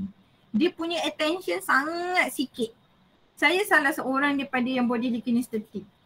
So saya ada masalah kalau saya kena duduk lama, saya akan mengantuk. Sebab tu saya punya kerja saya akan berjalan je. Sekolah tu besar, so saya akan turun bawah, naik atas, tengok ada banyak kelas, saya kena bergerak. Kalau saya banyak kerja admin masa tu, saya kena sit still dekat office, so saya akan start tersengguk-sengguk lah. So body kinesthetic memang orang yang suka bersukan lah. Mostly kalau kita nampak orang-orang yang atlet tu, dia bodily kinesthetic lah. Ataupun mungkin ada yang jadi dancer ataupun dia suka sport lah, ataupun dia memang excellent daripada sudut coordination. Kalau macam kata kita nak buat persembahan ke apa ke, dia boleh beri arrangement, dia boleh bagi idea. Kalau dia buat any exercise ke, dia ada gaya dia tersendiri. Ni orang-orang yang bodily kinesthetic. Kebanyakan orang lelaki ialah bodily kinesthetic lah. Sebab tu dia kena benda yang hands on. Okay, contohlah kita tunjuk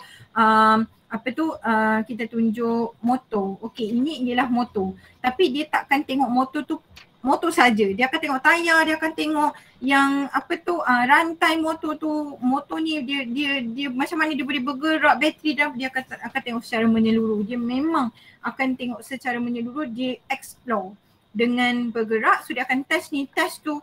Tangan ni kira macam tak boleh bergerak, tak boleh duduk diam lah. Orang cakap kalau kita nampak budak yang jenis tak boleh duduk diam tu, dia bodily kinesthetic. Okay, termasuk dewasa pun sama. Ada je lagi yang kinesthetic dia tu memang sampai dewasa. Memang bagus sebenarnya. Orang ni dia aktif. Yang lain-lain pun bagus je, tak ada masalah. Ni contoh-contoh lah. Okay, seterusnya interpersonal. Okay. Orang yang interpersonal 1, 2, 3, 4, 5. Kejap ya. Orang yang interpersonal dia sangat pandai memahami perasaan orang lain dan juga dia pandai bercakap ataupun pandai approach orang. So kalau orang yang macam dia boleh buat presentation dengan baik, Dia orang-orang yang interpersonal lah. Dia sangat apa orang kata macam easy going lah. Mudah dibawa bincang, dia boleh jadi ketua yang baik. Dia boleh communicate well verbally. Dia senang faham orang, dia akan ada leadership. Dia memang kena group work. Individual dia rasa boring, dia akan cepat lost. Okay, seterusnya existential. Okay, existential ni dia antara yang baru juga yang researcher dah jumpa ataupun kita panggil dia spiritual. Ini tackling the question of why we live and why we die. Dia lebih pemahaman spiritual. Dia faham erti Tuhan, kenapa Allah tu tak nampak. Kalau masa kata dia lebih kepada macam contoh dia orang yang agama Islam, so dia lebih seronok bila solat tu adalah masa-masa yang dia betul-betul boleh fokus dan sebagainya. Anak-anak macam ni selalunya dia akan seronok lah dengan benda-benda yang keagamaan ataupun kita ke kan yang macam tu. Okay, dia perlukan ketenangan. Dia sangat suka sangat suka belajar dengan kewujudan alam. Okay, seterusnya logical mathematical. Quantifying things, making hypothesis and problem. Logical matematik ni selalu budak-budak yang laju matematik lah yang cikgu selalu nampak kalau ajar math, siapa cikgu yang ajar math, kalau cikgu bagi formula, anak murid tu boleh tukar formula tu. So dia bijak di situ, dia cekap. Okay, so selalu orang yang logical mathematik ni dia good in numbering, dia belajar melalui hands-on project. Dia tak boleh macam baca je, otak dia akan jadi lambat nanti. Dia kena benda yang laju, dia pandai buat formula sendiri, dia good in problem solving skill. Kalau ada eksperimen dia kena explore, dia pandai dalam abstract idea, dia sangat bagus dalam sudut komputer. Dia bijak di situ. Seterusnya musical. Musical anak-anak yang jenis belajar kena ada lagu-lagu menyeronokkan. Dia mungkin dia suka menyanyi, dia suka explore instrumen. Macam contoh orang-orang yang jadi musician, composer, conductor, dia memang suka muzik lah. Kalau dia belajar pun dia jenis suka buat macam rima-rima ataupun dia suka buat formula-formula yang dia boleh nyanyi. Dia pandai nak create benda-benda tu. Okay, last sekali naturalist. Naturalist ni orang yang suka nature lah. Suka binatang, suka pokok. So macam mana nak belajar online tu? Kena bagi dia bawa pokok tu waktu online tu. Kena bagi dia bawa binatang tu. Contohlah kan cikgu nak ajar pasal rukun iman. Nak ajar pasal rukun iman ni. Nak baca pasal rukun iman ada 6 perkara. Yang pertama sekali beriman kepada Allah. Instead of you suruh hafal-hafal, dia cakap okay kita nak belajar pasal beriman kepada Allah. Besok cikgu nak awak semua tunjuk pada cikgu apa perkara ataupun apa benda yang diciptakan oleh Allah. Tak kisahlah dia nak bawa daun ke, dia nak bawa kucing dia ke, nak bawa ikan ke. So end up dia faham tak apa itu beriman pada Allah. Dia faham sebab benda tu nampak dengan bukti dia. Naturalist ni orang yang sukalah pergi jungle trekking lah, pergi tempat-tempat yang nature lah. So kalau PKP ni dia akan mudah stres lah sebab dia memang hidup kena ada tanah, kena explore, kena pegang, kena ada bau-bau pokok tu. Dia tak boleh sangat dengan IT. Okay? So faham ke cikgu untuk multiple intelligence ni? Okay ke? Okay, jelas. Okay. Okay, cikgu kena tolong tulislah sendiri punya dulu apa yang cikgu faham pasal multiple intelligence ni. Kena tahu dulu diri sendiri di bahagian mana. Kalau kita dah tahu, barulah kita boleh explore anak-anak untuk dedahkan mereka. Okay, teacher has to understand his or her own MI. MI tu multiple intelligence lah. Observation through task given, understand student ability, interest. Okay, bila kita dah bagi kita dah tahu kita punya, so barulah setiap tugasan yang kita nak beri pada mereka tu kita akan tengok ataupun kita boleh pantau mereka, beri pemerhatian pada mereka. Kita akan nampak mereka selesaikan dengan cara mana. Kalau jenis yang colour pun cantik-cantik, lukis pun kemas apa semua, maksudnya kita dah tahulah dia di bahagian yang mana. Okay, so kalau orang yang jenis macam dia apa-apa komputer lah cikgu, dia mungkin lebih confident komputer, mungkin dia bahagian logical tadi. Kalau apa-apa sikit-sikit dia dengan nature, kita dah tahu dia nature. Kalau dia jenis yang bergerak-bergerak tadi tu, dia body kinesthetic. Okay, lepas tu daripada situ baru kita akan understand students ability, minat dia, kemampuan dia through intelligence tadi tu. Lepas tu baru kita ajak brainstorm sesama. Kita lah cikgu-cikgu ni Okay, kita nak buat topik macam ni. Okay, so kita brainstorm. Okay tak kalau buat macam ni? Okay tak? So dapat idea. Tak semestinya cikgu BM kena duduk dengan BM saja Jumpa dengan semua orang sebab kita akan dapat daripada different angle. Okay, lepas tu baru kita boleh create kita punya lesson plan. Lepas tu baru kita boleh divide kita punya group work. Beri mereka bekerja dengan kumpulan walaupun di online. Boleh tak cikgu nak habis kelas ni, kita habis kelas awal. Kejap lagi awak telefonlah kawan-kawan awak bincang untuk topik untuk esok. Nanti besok nanti siapa yang akan wakil cakap. Bagi diorang kerja. Okay, jangan letak expectation, jangan letak judgement, letakkan empathy. Apa saja yang diorang present, cikgu terima dulu. So cikgu bagi pendapat cikgu. Lepas tu buat reflection sama-sama. Okay, ni recommendation lah daripada saya. Kena bagi tahu dulu dengan budak apa itu multiple intelligence ni. Apa dia kecerdasan mereka ni. Ataupun apa kecerdasan-kecerdasan yang ada ni tadi ni. Sekarang ni awak rasa awak di bahagian mana? Biar dia discover sendiri dia punya intelligence. So kita akan tengoklah daripada apa yang kita observe tu, daripada macam mana cara kerja dia tadi, tally tak dengan yang dia kata dia di bahagian tersebut. Sebab satu orang dia akan ada banyak intelligence, tak semestinya satu. Ada yang 5, ada yang 6. Tapi of course ada yang dominant, ada yang dia biasa-biasa je lah. Maksudnya orang ni memang dia betul-betul pro dekat matematik. Dia memang jadi accountant, memang jadi banker semua. Tetapi dia pandai juga cocok tanam, pandai business, pandai buat macam-macam juga. So dia multitask, dia ada perkara-perkara lain. Tapi dia tanam pokok tu sekadar untuk family dia je. Bukan sampai nak jual-jual. Maksudnya dominant tadi bahagian yang logical tu. Yang bahagian natural tu mungkin dia ada kelebihan di situ tapi tidak sekuat yang bahagian logical tu. Sebab tu dia masih lagi pegang jawatan ni sebagai pegawai bank sebagai contoh. Kan? So bila kita nak cakap pasal murid, kita akan kata, nampak tak? Bila mat awak akan laju, awak cepat sebab awak punya kecerdasan di bahagian ni. Bagus, cikgu sokong awak. Tak apa, yang ni kita cuba sama-sama. Okay? Kita cuba cara lain. Macam mana nak bagi awak senang hafal ke, awak dapat ke, awak nak faham macam mana ke. Awak ada idea macam mana? Tengok macam tu. Okay, so kita kena belajar untuk incorporate semua kecerdasan-kecerdasan yang ada tu, bagi masa untuk murid kita explore, bagi dia pilihan yang banyak, boleh campurkan apa sahaja task yang kita berikan kepada mereka sama ada straightforward ataupun yang traditional punya part. Okay, seterusnya acknowledge their presentation, include with intelligence and give support how to improve. Okay, katalah dia dah present ke, dia dah explain apa-apa dekat kita. So kita acknowledge lah, kita kata nampak tak awak punya presentation ni tadi menunjukkan awak ni seorang yang bodily kinesthetic. Awak ni verbal, awak ni sangat bijak dalam berkata-kata. Awak boleh buat semua kawan-kawan awak faham. Contoh, okay. Design your task around MI theory ataupun multiple intelligence theory. Help student engage and learn better. Make sure kita selalu beri engagement pada mereka, minta pendapat. Awak rasa macam mana? Okay tak cikgu macam ni? Siapa ada idea macam mana?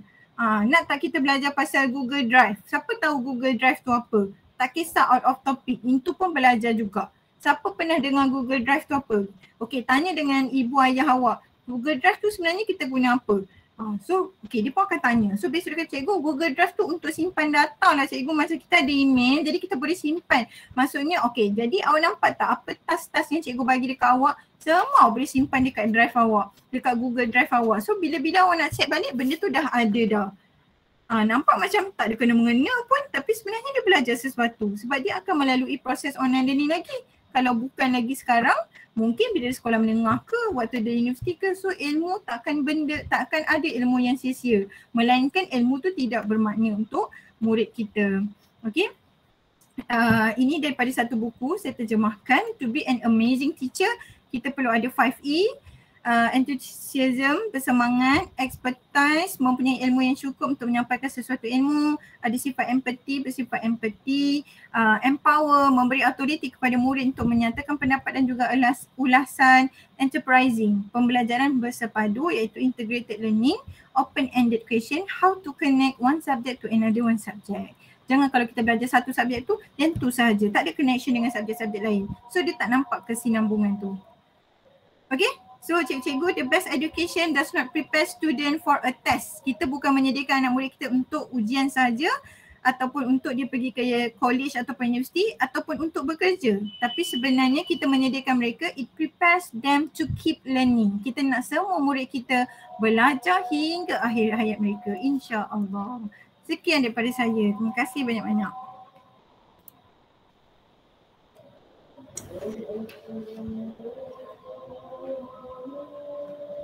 Okey, ada sebarang persoalan ke daripada guru-guru?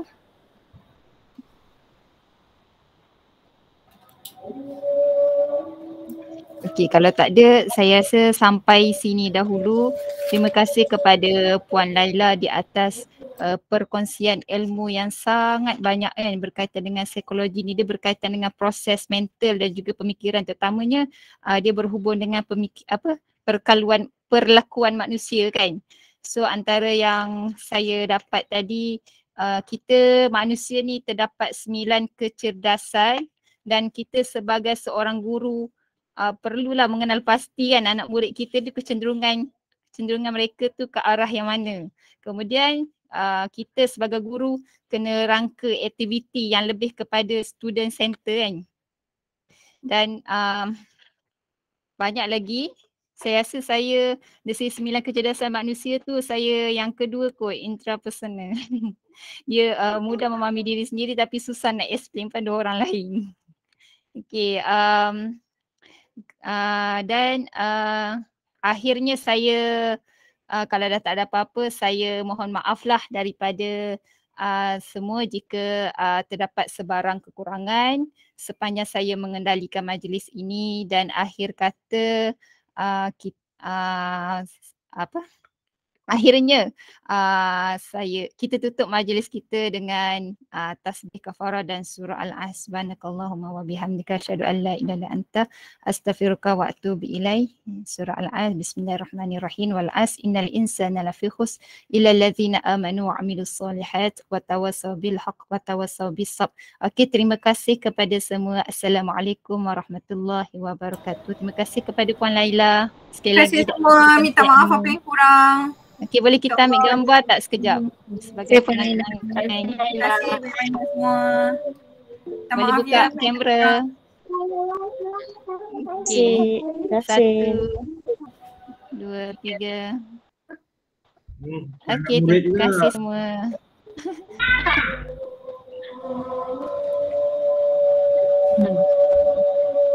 Okey, terima kasih. Okey, Assalamualaikum. Terima kasih. Salam. Salam. Terima kasih. Bye. Bye. Kakak Najah. Terima kasih semua. Assalamualaikum. Bye. Terima kasih Yani. Ya, terima kasih Kak Ini. Soalan. Dah tu Kak Ini. Alah Kak Ini. Hantar soalan lah. ini. Tak ada, hantar